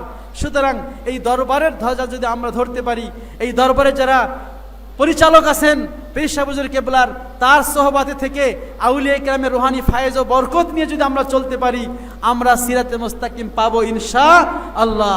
আল্লাহ রাব্বুল আলামিন আমাদেরকে সেই সিরাতে মুস্তাকিমের পথে চলার তৌফিক দান করুন, বলেন আমিন। আল্লাহ রাব্বুল আলামিন যেন এই সারসিনার এই মাহফিলে এসে আউলিয়ায়ে কেরামের সোহবাতে ধন্য হয়ে, আউলিয়ায়ে কেরামের ফায়েজ ও তাওয়াজ্জু নিয়ে, ওই মাজার শরীফ থেকে রুহানি ফয়েজ ও বরকত নিয়ে আমাদের ঈমানকে কামেল করে আমাদেরকে একজন আল্লাহর ওলি বানিয়ে আমাদেরকে বাড়িতে পাঠান, বলেন আমিন। ওয়া আখিরু দাওয়ানা আনিল হামদুলিল্লাহি রাব্বিল আলামিন। আসসালামু আলাইকুম ওয়া রাহমাতুল্লাহি ওয়া বারাকাতুহু।